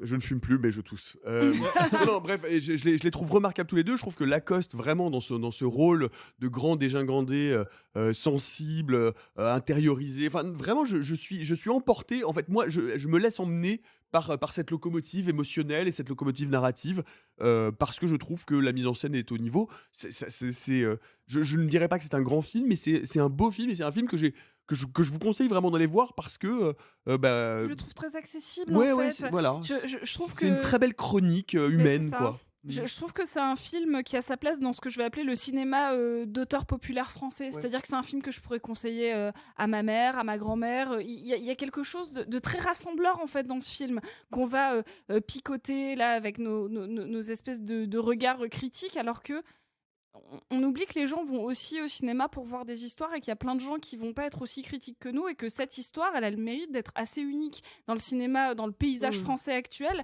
et que sur un film historique et tout ça, moi j'ai rarement vu ce genre d'attachement entre deux personnes. Et je trouve que ça, c'est très beau. Et puis pour raconter ce que ce film raconte aussi sur, effectivement, cette impossibilité de ces deux êtres individuellement à faire société, à fonctionner socialement et à réussir finalement à se retrouver, quelle que soit l'évolution d'ailleurs de leur relation, dans leur propre relation qui leur permet finalement de s'interfacer au monde alors qu'individuellement ils en seraient incapables. Et ça, je trouve ça quand même vraiment très très joli, quoi. Oui, mais en fait non, mais je trouve encore une fois, je trouve le film joli sur le papier. Moi, c'est la transformation qui fonctionne pas trop. Et pour en revenir à la question que je voulais poser, moi, il y a un élément du film qui m'a beaucoup dérangé. Je vais avoir du mal à expliquer encore précisément pourquoi, parce que j'ai vu le film hier au moment où on enregistre et c'est encore assez frais dans ma tête. Le fait est que le film s'ouvre quand même d'une manière assez radicale et assez brutale par des images d'archives authentiques, hein, de véritables images de femmes tondues. Tondues, humiliées, battues, montrées comme des bêtes de foire, parce qu'il faut rappeler qu'on leur a pas juste coupé les cheveux dans l'intimité de leur salon, hein, non, on les a exhibées comme des monstres. C'est ça la réalité. Poules aux boches. Des poules aux boches, exactement, c'est ce qui a marqué sur un camion, les images d'archives. Donc c'est des images, je préfère prévenir pour les gens qui n'ont pas encore vu le film et qui sont un peu sensibles, c'est des images qui sont très dures. Ou les jeunes spectateurs qui ne connaîtraient pas ces images-là, parce que je suis pas sûr que dans les plus jeunes spectateurs, tout le monde soit familier de certains. On a peut-être vu des photos dans les livres scolaires, on n'a pas tous vu les images d'archives, ça c'est sûr. Et se les prendre sur la tronche d'entrée de jeu alors que le film ne vous a pas prévenu, parce qu'il n'y a aucune de ces images qui est dans la bande-annonce, c'est un peu hardcore, donc je préfère le dire. C'est un choix qui m'a fait me poser beaucoup de questions. À la réflexion, je pense que c'est peut-être le geste de cinéaste le plus intéressant du film, parce qu'il y a cette idée de je confronte d'entrée de jeu mon spectateur à la réalité dans laquelle j'ai implanté ma fiction. Elle en parle, hein, Catel qui verrait. Elle explique ça. Elle dit qu'elle a consulté justement beaucoup d'archives, qu'elle s'est confrontée à ces images-là, qu'elle a pris tout ce qu'elle avait trouvé d'ailleurs, hein, dans les archives françaises, britanniques, américaines, etc. Et parce qu'au début, elle voulait tourner ces scènes-là, et elle se rendait compte que les tourner, même si elle en tourne une toute petite partie, et si elle interface ces images-là avec la fiction, elle a voulu utiliser parce qu'elle se disait, je n'arriverai jamais à retransmettre la violence de ces images par leur reconstitution. Mais alors, ce qui est je pense vraiment, encore une fois, une décision de cinéaste très intelligente. Je suis tout à fait d'accord. Intelligenteux, puisque c'est une décision. Vraiment, je pense que c'est un geste qui est hyper radical. Et effectivement, moi, j'apprécie vraiment l'humilité d'une cinéaste qui se dit, quelles que soient les images de fiction que je fabrique, elles sont inférieures au réel, donc je dois m'en remettre aux images du réel. Je trouve que c'est un geste de cinéaste qui est très sain. Le problème, et tu l'as dit Nicolas, c'est qu'elle n'a pas véritablement fait ça, parce qu'il y a, suite à ce montage d'images d'archives, il y a une séquence, alors attention, c'est une séquence courte, on va encore dire que je pinaille, mais pour moi c'est important, qui doit durer, montre en main 2 minutes grand maximum, où on voit Anaïs de Moustier, donc le crâne tondu, qui se réfugie dans une maison dans un village. On comprend qu'elle a été humiliée publiquement par la foule. Elle soulève son vêtement, on voit qu'elle est enceinte, et sur son ventre de femme enceinte, il y a une croix gammée qui a été dessinée au charbon certainement, et qu'elle essaye d'effacer. Le problème que j'ai avec cette scène-là, c'est pas le temps qu'elle existe, même si je trouve qu'elle n'est pas spécialement utile à la narration. On vient de voir des images de femmes tondues authentiques, et 15 minutes après, elle expliquera à Vincent Lacoste qu'elle a été tondue lors de l'épuration. Donc d'un point de vue strictement narratif, cette scène sert à rien, et d'un point de vue émotionnel, elle est de fait beaucoup moins forte que les images qu'on a vues juste avant. Donc je me pose la question de pourquoi elle est dans le film en définitive. Mais surtout, c'est la seule scène de fiction du film qui est en noir et blanc et au format 1.33, donc le format traditionnel de l'époque. Parce que je vais pinailler aussi, mais c'est le seul moment où elle dit je passe de la grande histoire avec un grand H à la petite histoire avec un petit H. Oui, mais c'est la transition en fait. Elle n'a pas besoin de transition, parce que cette séquence-là intervient après le carton-titre. Il n'y a pas besoin de transition. Au cinéma, on est capable d'accepter qu'entre une coupe sépare des choses qui sont radicalement différentes. Elle n'a pas besoin de cette transition, moi j'en suis intimement persuadé. Ce qui me pose problème, c'est que ces images d'archives qui n'étaient pas traitées comme un objet strictement cinématographique, qui étaient vraiment traitées comme un bloc de réel, à cause de ce prologue-là, ça devient juste une esthétique, ça devient une imagerie. Donc, on va faire une séquence avec une femme tondue, donc on va reprendre l'imagerie des archives des femmes tondues, on va faire du noir et blanc, on va faire du 1.33. Ça me pose question à un degré esthétique, je pense pas que ce soit la meilleure chose à faire, ça me pose un problème éthique. Moi, quand j'ai vu ce plan-là, ça m'a dérangé, d'autant plus que je trouve pas ça particulièrement honnête de jouer, même si c'est pendant quelques secondes, sur la confusion. Parce que au début, moi je vois cette séquence-là démarrer, et j'ai le sentiment d'être face à nouveau à des images d'archives, et je comprends a posteriori que je suis face à une séquence de... Non, mais alors, tu le comprends pas tout de suite. Non, c'est pas vrai, Nicolas, c'est pas vrai, tu le comprends pas tout de suite. Est-ce que ta réaction, Alexis, ça n'est pas un peu une pudeur de gazelle devant le fait qu'on fasse ça avec des archives françaises? Parce que je sais pas pour toi, mais par exemple, moi, bon, ça m'a pas choqué dans le film de Catel qui les verrait, quand bien même j'ai des reproches à lui faire. Néanmoins, moi, tu vois, par exemple, ça me pose pas de question quand Zemeckis fait ça avec la guerre du Vietnam et mon Dieu, bordel de cul. Forrest Gump. Et Forrest Gump, tu vois. Ça me pose problème. Ah ouais, ça te pose problème. C'est les aussi. seules séquences qui me posent problème dans Forrest Gump. D'accord, ok. Non, mais moi, je pensais te piéger. Non, c'est pas une pudeur de gazelle, c'est que je viens de voir de la réalité, et ensuite je vois une refabrication un peu maladroite et un peu à la va-vite de cette réalité-là. Moi, ça me pose un petit problème. D'accord. Le film en avait pas besoin, et je pense que si on avait eu juste les images de femmes tondues, le carton-titre, et hop, on est en couleur, c'est bon, on est dans la fiction, ça aurait été beaucoup plus clair, on aurait évité cette ambiguïté qui, moi, personnellement, m'a dérangé. Peut-être un dernier mot. Moi, alors pour dire, moi j'ai plutôt, vous aurez compris, plutôt bien aimé ce film. Moi, je trouve que le point faible du film, c'est que je trouve qu'il y a un problème d'articulation entre leur histoire d'amour et l'histoire et le lien qu'elle fait dans la narration du rapport entre Anaïs de Moustier et son fils. Je trouve que là vraiment, notamment, c'est vraiment, je trouve que là le film fait des sautes, qu'il y a un problème, de coordination narrative qui fait que finalement cette histoire du fils elle est extrêmement bâclée du début à la fin. Je trouve que voilà, c'est pour moi le point faible principal du film, parce que pour le reste je trouve ça séduisant. Simon, tu voulais réagir? Oui, je voulais dire un petit mot pour ouvrir un petit peu le débat, la discussion sur tant cette question du traitement des femmes accusées d'avoir été collaboratrices ou d'avoir entretenu des relations personnelles, intimes, sexuelles avec des Allemands, et la question des images d'archives qui est montée là dans le débat. Moi, j'aimerais recommander aux gens qui nous écoutent de regarder le court-métrage. Il est disponible en ligne gratuitement. Eût-elle été criminelle de Jean-Gabriel Perriot. C'est un court-métrage de 9 minutes composé exclusivement d'authentiques images d'archives et que la caméra va filmer. Quand je veux dire va filmer, c'est qu'on les voit pas toujours plein cadre. Des fois, on zoome dedans, on recule. Et ce sont donc des images d'archives qui vont défiler sur toute la période de l'histoire européenne de 1938 jusqu'à 1944 et s'arrêter sur un moment précis de la libération en 1944, et je pense que c'est un des travaux les plus saisissants, les plus intéressants et les plus accessibles du fait de sa gratuité et de sa durée sur la question du traitement des femmes au moment de l'épuration. Tu peux redonner les références ? Eut-elle été criminelle de Jean-Gabriel Perriot. Si vous tapez le titre dans n'importe quel moteur de recherche, vous allez accéder au court-métrage qui est dispo et gratuit. Un dernier mot peut-être pour dire que effectivement De Moustier et Vincent Lacoste sont assez formidables. J'aime beaucoup parce que Lacoste a pas mal maigri aussi pour le rôle, puisqu'il joue le rôle d'un adulte qui souffre des séquelles de la polio. Et Anaïs De Moustier dit Vincent aime énormément manger du saucisson et boire de l'alcool, donc il a fait beaucoup d'efforts. Non, mais c'est très mignon. Je trouve qu'il y a une vraie alchimie entre eux.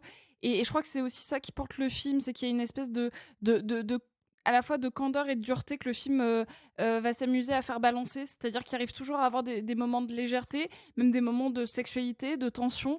Et en fait, pour moi, c'est un film qui parle des différentes formes.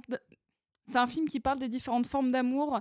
Et je trouve que même, on l'a dit, hein, pour le coup, la relation d'amour entre une mère et un fils qui en fait est littéralement marquée au fer rouge sur son corps, c'est assez intéressant. Ça aurait pu être plus intéressant, mais ça avait été le cas sur Suzanne. Elle avait dû couper beaucoup de son film. Je pense que le film aurait mérité, comme l'avait dit Simon, d'être beaucoup plus long. Et j'imagine qu'il y a des choses qui ont été coupées parce que c'est un film qui, pour moi, vise un public très long, très large.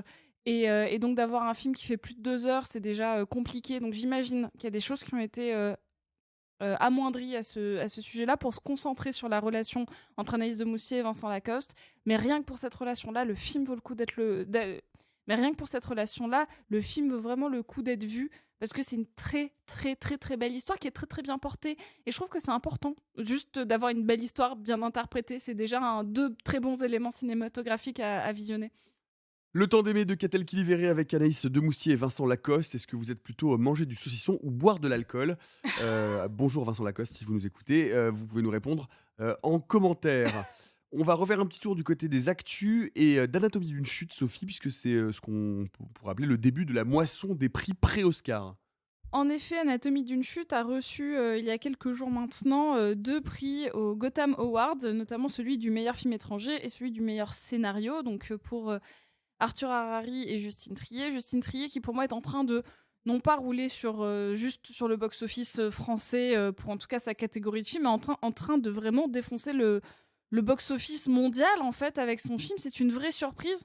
Donc c'est sûr que j'entre sur cette news avec les 2 prix qui montrent qu'elle a bonne presse et qu'elle commence à avoir une vraie respectabilité vis-à-vis des institutions américaines, qui est très bon signe pour les Oscars. Pour rappel, le film n'a pas été sélectionné pour représenter la France aux Oscars. C'est La Passion de Dodin Bouffant, dont on a dit le plus grand bien ici, mais qui a été sélectionné à la surprise générale. Et donc, le distributeur US, qui est Neon, a décidé de porter le film parce qu'on sent, pour le coup, une vraie volonté du distributeur de faire en sorte que le film soit nommé dans d'autres catégories que meilleur film étranger pour la cérémonie prochaine des Oscars. Ça avait déjà été le cas pour d'autres films, hein. Ne vous imaginez pas que c'est une première. C'était notamment le cas de Parasite, qui n'est pas un film américain, qui avait réussi à avoir l'Oscar du meilleur film. Donc c'est possible. Il y a des films autres qu'américains qui peuvent arriver à ce genre de distinction sans être produits directement par les US. Ce que je voulais vous dire, c'est que du coup, pour l'instant, déjà sur le sol américain, le film a engrangé plus de près, en tout cas de 3,5 millions de dollars, ce qui est quand même déjà un beau score, sachant qu'il est actuellement sur plus de 300 salles et c'est un tout début de distribution. Il peut avoir un effet progressif et c'est très beau. Le film a fini à près de quasiment 1 300 000 entrées en France, mais surtout il a un vrai rayonnement parce qu'il est distribué, comme je vous l'ai dit, aux États-Unis, mais en Italie où il est déjà à la 5e place du box-office, en Allemagne où il a fait 125 000 entrées, en Belgique, qui est assez logique, mais aussi en Grèce et en Russie. C'est-à-dire que le déploiement d'Anatomie d'une chute est absolument phénoménal. Et par phénoménal, j'entends un phénomène à part unique et un petit peu presque anormal. C'est-à-dire qu'on n'avait pas l'habitude, nous, de voir un film français, même avec une Palme d'Or, avoir ce rayonnement depuis quelques années. Ça fait quand même du bien. Parce que, pour rappel, la dernière Palme d'Or gagnée par une Française, c'était Titane de Julia Ducournau, qui n'avait pas du tout eu le même essor, même sur le terme des entrées françaises. Donc, moi, ce que j'ai envie de dire, c'est que j'avais raison de dire qu'Anatomie d'une chute allait gagner la Palme d'Or, c'est ma petite fierté. Non, ce que je voulais dire, c'est que je suis juste très heureuse. Ça me touche vraiment beaucoup qu'une femmes françaises arrivent à avoir ce degré de reconnaissance, que ce soit par les entrées, parce que ça veut dire que le public est au rendez-vous et qu'un film de plus de 2 heures qui se passe à côté de Grenoble, s'il est bien construit et qu'on y a apporté du soin, ça peut avoir de très bonnes conséquences sur les entrées. Et en plus, actuellement, le film est à plus de 90% bon sur Rotten Tomatoes. Et je sais que ça peut être débile, mais je veux dire qu'il y a un vrai consensus autour du film.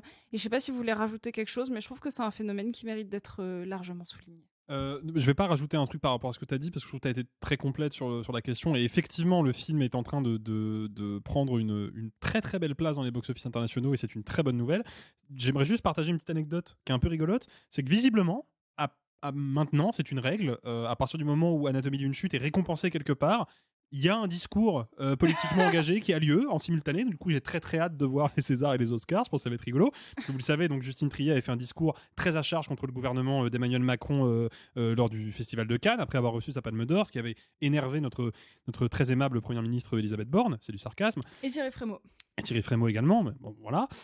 Mais le fait est que quand donc il y a eu la cérémonie des Gotham Awards, Robert De Niro est venu parler sur scène et il avait un discours qu'il avait communiqué aux organisateurs du festival et qui était donc sur un prompteur. Sauf que les 5 ou 6 premières minutes du discours, c'était juste une énorme diatribe contre Donald Trump.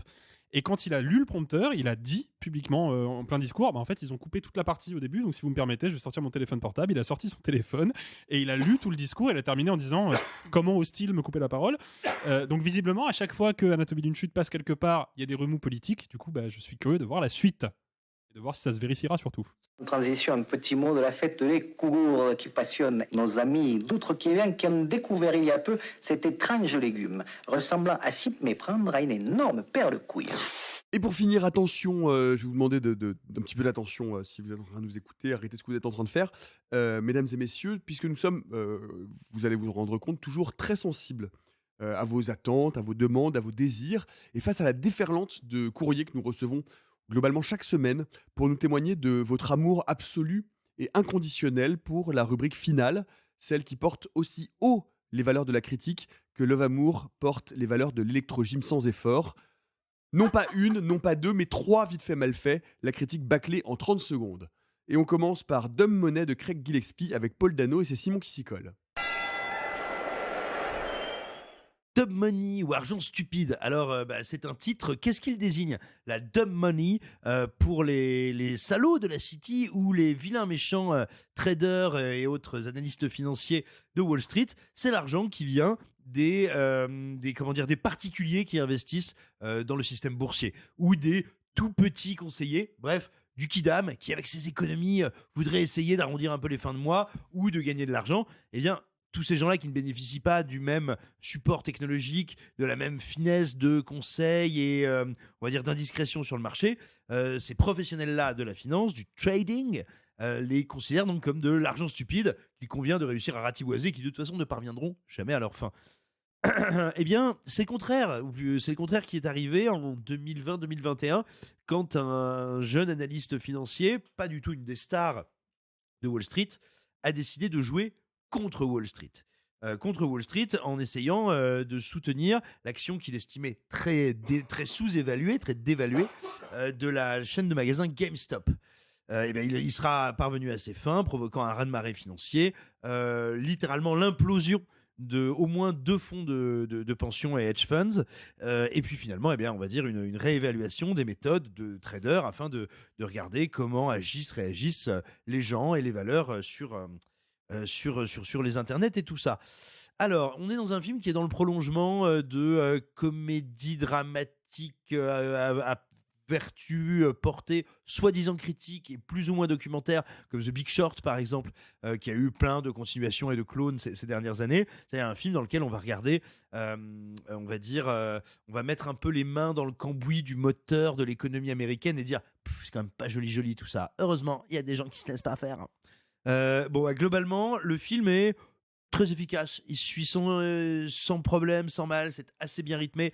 Gillespie, c'est pas un manchot à la caméra, hein, donc même si c'est pas un auteur, même s'il a pas un univers extrêmement marqué, il sait tout à fait jouer des ruptures de ton, trouver des moyens un peu adaptés, on va dire, de l'école d'Aaron Sorkin pour dynamiser des dialogues qui sinon ne sont quand même que des dialogues de gens qui parlent de vidéos qu'ils ont vues sur le web, d'actions qu'ils ont achetées ou qu'ils n'ont pas achetées. Donc voilà, il y a un savoir-faire qui fait que si vous aimez ce sous-genre-là du cinéma américain, vous allez tout à fait vous y retrouver. C'est pas un film honteux du tout en la matière. Néanmoins, pour moi, il illustre quand même un vrai problème d'angle mort de tout ce sous-genre. C'est que c'est un sous-genre qui a l'impression, qui se croit, qui se veut, qui se vit extrêmement critique de Wall Street et du capitalisme, alors qu'en fait, à mon sens, c'est vraiment son idiot utile. C'est-à-dire qu'on passe le film à nous dire les gens de Wall Street, ils sont pas gentils, hein. Mais toi, si tu veux, tu peux devenir un des gens de Wall Street. Comme ça, ce sera mieux. Et ce qui en fait n'est jamais une remise en cause ou jamais une critique réelle du système qui est pointé du doigt. Ce qu'on critique, c'est le fait que tout le monde ne puisse pas y accéder. On n'est pas en train de dire, mon Dieu, regardez, les salauds se goinfrent. On est en train de dire, c'est quand même dommage que je puisse pas être un salaud. Et ça, pour moi, c'est une vraie question, c'est un vrai problème. Jusque dans les cartons finaux donc du long métrage, où on nous dit le patron de ce gros fonds d'investissement, grâce au héros du film, il a perdu. Et les héros du film, grâce à tout ça, ils sont devenus riches. Ce qu'on ne te précise pas, c'est que l'action des protagonistes qu'on a suivis pendant ce récit, elle a eu exactement le même effet que si nos gros méchants avaient réussi à arriver à leur fin avec GameStop. C'est-à-dire qu'au final, ils ont quand même vendu leurs actions, donc ça s'est quand même écroulé, et ces gens-là ont gagné plein d'argent. Et c'est tout le problème qui nous vient, je l'avais déjà dit ici à ce micro, je crois, depuis Les Raisins de la Colère, enfin l'adaptation cinéma des Raisins de la Colère, où le cinéma s'évertue à nous dire, regardez, il y a bon et mauvais capitalistes, comme on pourrait dire, il y a bon et mauvais chasseurs. Bon, le problème, c'est qu'il y a peut-être un bon et un mauvais chasseur, mais pour les perdrix, elles l'ont toujours dans le cul. Et donc voilà, c'est le problème du film, qui n'est pas mauvais, encore une fois, c'est plutôt du bel artisanat, et si vous aimez ce type de prod, vous en aurez pour votre argent. Mais hélas, ce sont des films qui se croient très critiques du capitalisme, alors que ce sont juste des films qui se plaignent que les billets sentent un peu le cul. Hop, on ne lâche pas la rampe. Deuxième vite fait mal fait avec La Tresse de Laetitia Colombani et c'est Simon qui s'y colle. Et c'est reparti, attention mesdames et messieurs, c'est bientôt Noël, c'est l'heure du mélo de Noël. Attention, aurez-vous des flocons, des bonnets de Noël, des petits rennes, des enfants qui pleurent, des parents divorcés qui retrouvent des gens à qui rentrer les poils. Suspense. C'est long. Eh bien non. Laetitia Colombani adapte ici son horrible roman, un best-seller lu par des millions d'exemplaires, dont 5 millions de lectrices indiennes, il faut quand même le dire. J'ai décidé que c'était des lectrices, c'est du pur sexisme. Mais vraiment, c'est purement du sexisme, mais je peux pas m'en justifier autrement que comme ça, voilà. Et bref, donc Laetitia Colombani qui a écrit ce très mauvais livre qui a en plus à côté de ça été depuis adapté en BD, en pièce de théâtre. Eh bien Laetitia Colombani. Sache que tu vas vexer ma mère. Ah bon. Désolé maman. Non mais j'ai pas aimé quoi. Mais elle adapte donc elle-même son propre livre au cinéma. Elle s'est plutôt bien démerdée en fait, à ma grande surprise. Non mais ce qui est très intéressant, et je le dis pas du tout c'est pas du tout une pirouette ironique. Je pense qu'elle est très consciente de pas être la nouvelle Steven Spielberg, donc elle va pas essayer de faire du style pour du style, elle va pas essayer de surjouer ses effets, au contraire, elle essaye de jouer quelque chose qui est pas du tout tape à l'œil, pas du tout tapageur, voire pas naturaliste, faut pas exagérer, mais en tout cas très terre à terre, très haut niveau de ces personnages. On ne sort pas de grande musique larmoyante, on te filme les personnages toujours à hauteur d'homme, avec une lumière qui, si elle n'est pas naturelle, essaye plutôt d'émuler quelque chose d'assez réaliste, parce qu'on va suivre donc les destins d'une intouchable en Inde, d'une artisane en Italie et d'une avocate d'affaires à Montréal, et voir comment, sans jamais qu'elles se rencontrent ni qu'elles aient conscience de l'existence les unes des autres, leur vie, leurs destins sont liés. Ce qui est intéressant, c'est que c'est finalement assez émouvant, en effet, assez touchant, sans du tout, on va dire, détourner le regard de ce qu'il peut y avoir de terrible, de dur et d'oppressant, parce qu'en fait, certaines d'entre elles sont dépendantes les unes des autres, pas forcément de la manière dont elles penseraient, pas forcément d'une manière qu'on a envie de savoir ou de voir, et ça, en soi, je trouve que c'est assez réussi, et enfin, voilà, ce qui fait que le film marche, c'est qu'il refuse un petit peu la pompe des mélos de Noël, et du coup on peut y aller sans avoir l'impression de se faire jeter des grosses boules de Noël dans les yeux. Bref, s'il faut sortir tata, c'est très bien, c'est bien, ça l'aérera, et c'est plutôt un bon choix. Et 1, et 2, et de 3 avec Thanksgiving d'Eli Ross. Simon, tu t'y colles encore, mais je vais t'aider un peu sur celle-là. Ah, mais tu commences. Bah écoute, je prépare la dinde et tu la fourres. Ça dépend laquelle. C'est celle de la fin, non. Bref, non, on peut dire quelque chose d'Eli Ross, qu'on aime ou qu'on n'aime pas, c'est toujours sale, c'est toujours bien gluant, et là, on peut dire que la liste de courses est remplie, c'est dégueulasse, c'est saignant, c'est gore. Et on pourrait même dire que le film commence d'une manière assez surprenante, assez spectaculaire, puisque l'introduction, le pré-générique, se déroule entièrement la veille de Thanksgiving, qui est donc le jeudi d'avant, mais ça tombe un Black Friday. Et donc, un magasin, un grand magasin, un superstore doit ouvrir à minuit. Et s'ensuit 20 minutes de chaos urbain, d'une brutalité absolument inouïe, et avec un message politique assez sympatoche.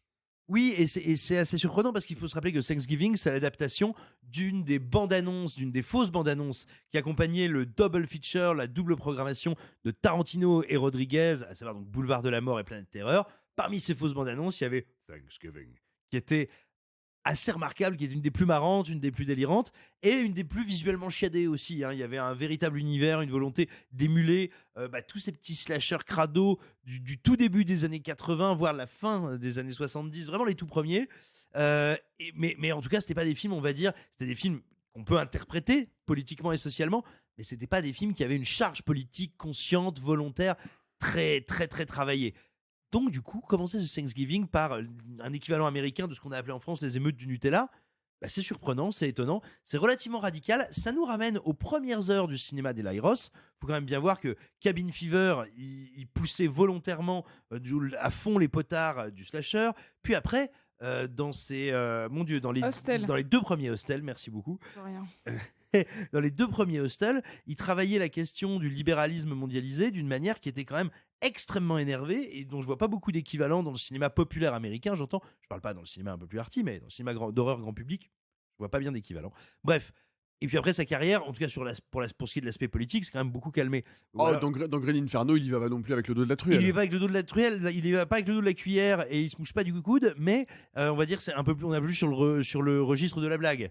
Les 20 premières minutes de Thanksgiving, oui, du cynisme, tout à fait. Les 20 premières minutes de Thanksgiving, elles dépotent quand même. Hein, ça y va. Ça n'est pas que rigolard, quoi. C'est assez rude.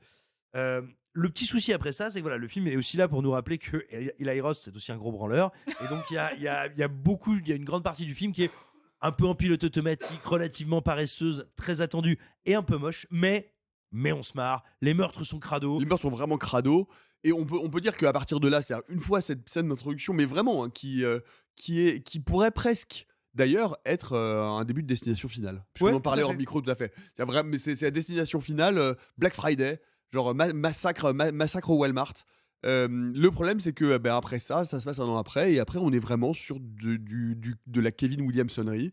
C'est-à-dire qu'on est sur du whodunit it avec un tueur masqué qui va dessouder un par un des adolescents tous plus débiles les uns que les autres. Alors on est sur un slasher post-scream en fait. Ouais, on voilà. est vraiment sur un slasher de 97. Sur Mortel Saint-Valentin, genre ouais, pas loin. Ouais, c'est ce genre-là, ouais. Avec des character actors planqués dans les seconds rôles qui sont un peu mieux et et on va dire avec des meurtres beaucoup plus rigolos. Mais voilà, après les meurtres sont vraiment rigolos. Ouais. C'est vraiment la seule chose dont qu'il faut tirer de ce film, à part la scène d'introduction. C'est que les meurtres sont vraiment rigolos. Ouais, mais tu vois, du coup, notre bilan, c'est quoi ? C'est 20 premières minutes qui sont très cool, des meurtres rigolos. Pour moi, j'ai la base d'un contrat rempli de slasher. Oui.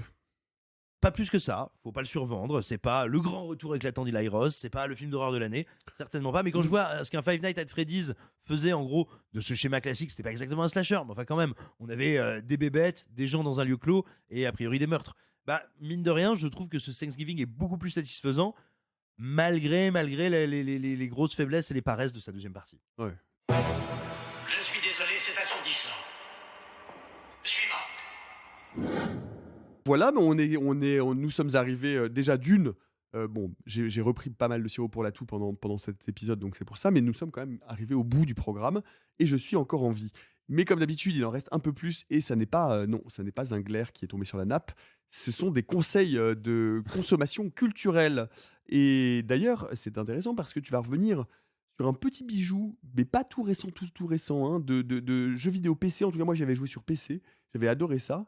Alexis, The Vanishing of Ethan Carter. Ouais, The Vanishing of Ethan Carter, donc un jeu indépendant développé par The Astronauts, si ma mémoire est bonne.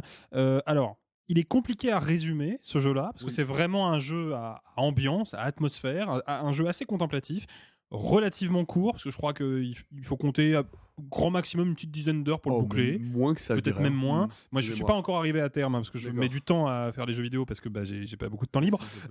Mais en gros, pour résumer très vite, vous incarnez un détective privé spécialisé dans l'occulte et le paranormal qui s'appelle Paul Prospero et qui a été contacté par un jeune garçon qui habite dans une petite bourgade reculée dans le fin fond de la province en Amérique, qui s'appelle donc Ethan Carter, et quand vous arrivez sur place pour le rencontrer, il a disparu et vous devez retrouver sa trace et comprendre ce qui s'est passé dans cette région parce qu'il s'est passé quelque chose de bizarre.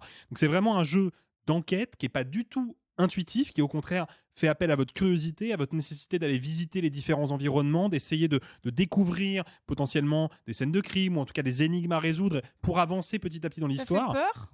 Oui, un peu. Oui, là, je commence à arriver au moment où je claque un peu des dents, ouais. Mais le fait est que le jeu vous le dit dès le début, il y a un carton de texte qui vous dit ce jeu ne vous prendra pas par la main. C'est le cas, il va falloir être justement un peu curieux pour avancer dedans. Il y a une particularité graphique qui le rend absolument fascinant et j'aurais du mal à l'expliquer techniquement, mais disons juste que les développeurs ont fait en sorte qu'aucun élément de décor, mais même le plus petit détail, la plus petite pierre, ne se répète dans le jeu. Donc vous avez un décor qui est très vaste, c'est une vallée avec des maisons, avec un barrage, un grand lac, etc. Et tout est inédit, c'est-à-dire que vous allez au bout d'un chemin, vous découvrez un décor complètement différent, avec des jeux de lumière extraordinaires. Je vous conseille néanmoins, en fait je vous le conseille pas, mais si vous avez la chance d'avoir une bonne config, un PC assez solide, n'hésitez pas à booster un peu le jeu parce qu'il a des effets de rendu très cinématographiques qui sont absolument sublimes, mais il faut un PC qui soit capable de l'encaisser parce que le jeu est assez gourmand. Le jeu a quasiment 10 ans, il est 2014. Alors oui, mais il se trouve qu'ils ont fait une version Redux du jeu avec un nouveau moteur graphique. En l'occurrence, c'est cette version-là à laquelle moi je joue parce qu'elle est disponible sur Steam. Dès que vous achetez le jeu, en fait, vous avez la version Redux gratuite. Et du coup, c'est à cette version-là que je joue. Et cette version-là, elle est très très très jolie. Du coup, elle est un peu gourmande. Donc voilà, si vous avez envie d'un jeu vidéo qui sort des sentiers battus, un vrai jeu indé, qui est très beau, qui est très immersif, qui est un peu flippant et qui est surtout très énigmatique, je vous invite à découvrir The Vanishing of Ethan Carter, donc la disparition d'Ethan Carter en français. Tout à fait. Je plus sois, c'était une très très jolie expérience de jeu narratif à l'époque où tout le monde encensait les travaux de Dontnod que je trouve pas mal. Je trouve que The Vanishing of Ethan Carter était un cran au-dessus. Je pourrais vous dire d'ailleurs en conseil que j'ai joué et que j'ai adoré jouer à Alan Wake 2 sur ma PS5. J'ai trouvé ça vraiment canon. C'est vraiment super. Je pourrais vous le dire. Et tu l'as pas fait. Mais non, je l'ai pas fait parce que j'ai pas le temps et parce que je suis malade. Mais je pourrais vous le dire. Mais je vais le faire un jour. Ouais, moi aussi. Et à ce moment-là, peut-être que je vous le dirai. Voilà les amis, c'est tout pour aujourd'hui. Mais avant de vous quitter, Sophie, tu voulais nous dire un petit mot gentil pour une fois. Oui, je vais insulter personne autour de cette table ni derrière le micro évidemment. Comme vous savez, je suis la gentillesse incarnée. Et en plus, je suis votre Sam préféré qui a pris le temps de répondre à tous vos messages d'amour. En fait, il y a quelques heures, puisque c'était hier, sont tombés les fameuses top Spotify, à savoir la petite analyse perso de ce que vous avez écouté en podcast, en musique. Et en fait, j'ai fait, vous pouvez le voir, un reel avec la plupart de vos stories. J'ai reçu en vrai plus de 80 messages sur Twitter et sur Instagram où vous nous avez mis dans vos top écoutes. Certains étant dans le 0,05 des top auditeurs. Vous êtes vraiment merveilleux. S'il y en a à qui j'ai pas répondu, je vais essayer de le faire, mais j'avoue que tout est arrivé hier. Je vous remercie tous et je pense qu'on vous remercie tous ici de nous soutenir autant.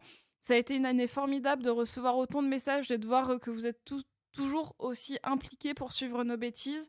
Et hier, avec ce top Spotify, je crois qu'on a pu le réaliser et voir que vous étiez tous merveilleux à nous envoyer beaucoup de soutien parce que c'est quand même beaucoup de travail ce podcast pour tous ici autour de la table et de se sentir soutenu, ça n'a pas de prix, donc merci à tous. C'est tout à fait vrai. 1000 merci vraiment à toutes et tous. C'est vraiment extrêmement précieux. Ça nous fait très chaud au cœur. Et puis surtout, restez bien à proximité de votre téléphone et de vos réseaux sociaux parce que dans quelques jours, enfin, pas trop longtemps, quoi, il y a peut-être une petite annonce, On a dit pas. Wow. Oh, t'imites vachement bien le décodeur canal à l'époque de l'analogique. Comment on croit que j'ai appris à me masturber. En tout cas, ça va vous faire on va essayer de vous faire frétiller Noël. Allez, on se retrouve mardi, on fera bien attention aux chaussures. Bye les amis et gloire au sirop pour la toux. Oh, c'est pas humain, les salauds, ils m'ont épuisé. Au 4e stop, il sera exactement 0h13. Oh la vache! dépêche. Moi, je vais être en retard au lycée. Oh, bah dis donc, t'es bien pressé, toi, histoire. Ceux qui sont encore vivants, profitez-en pour le rester. Allez-vous-en. Arrivederci. E buon viaggio. Messieurs, il n'est de bonne société qui ne se quitte.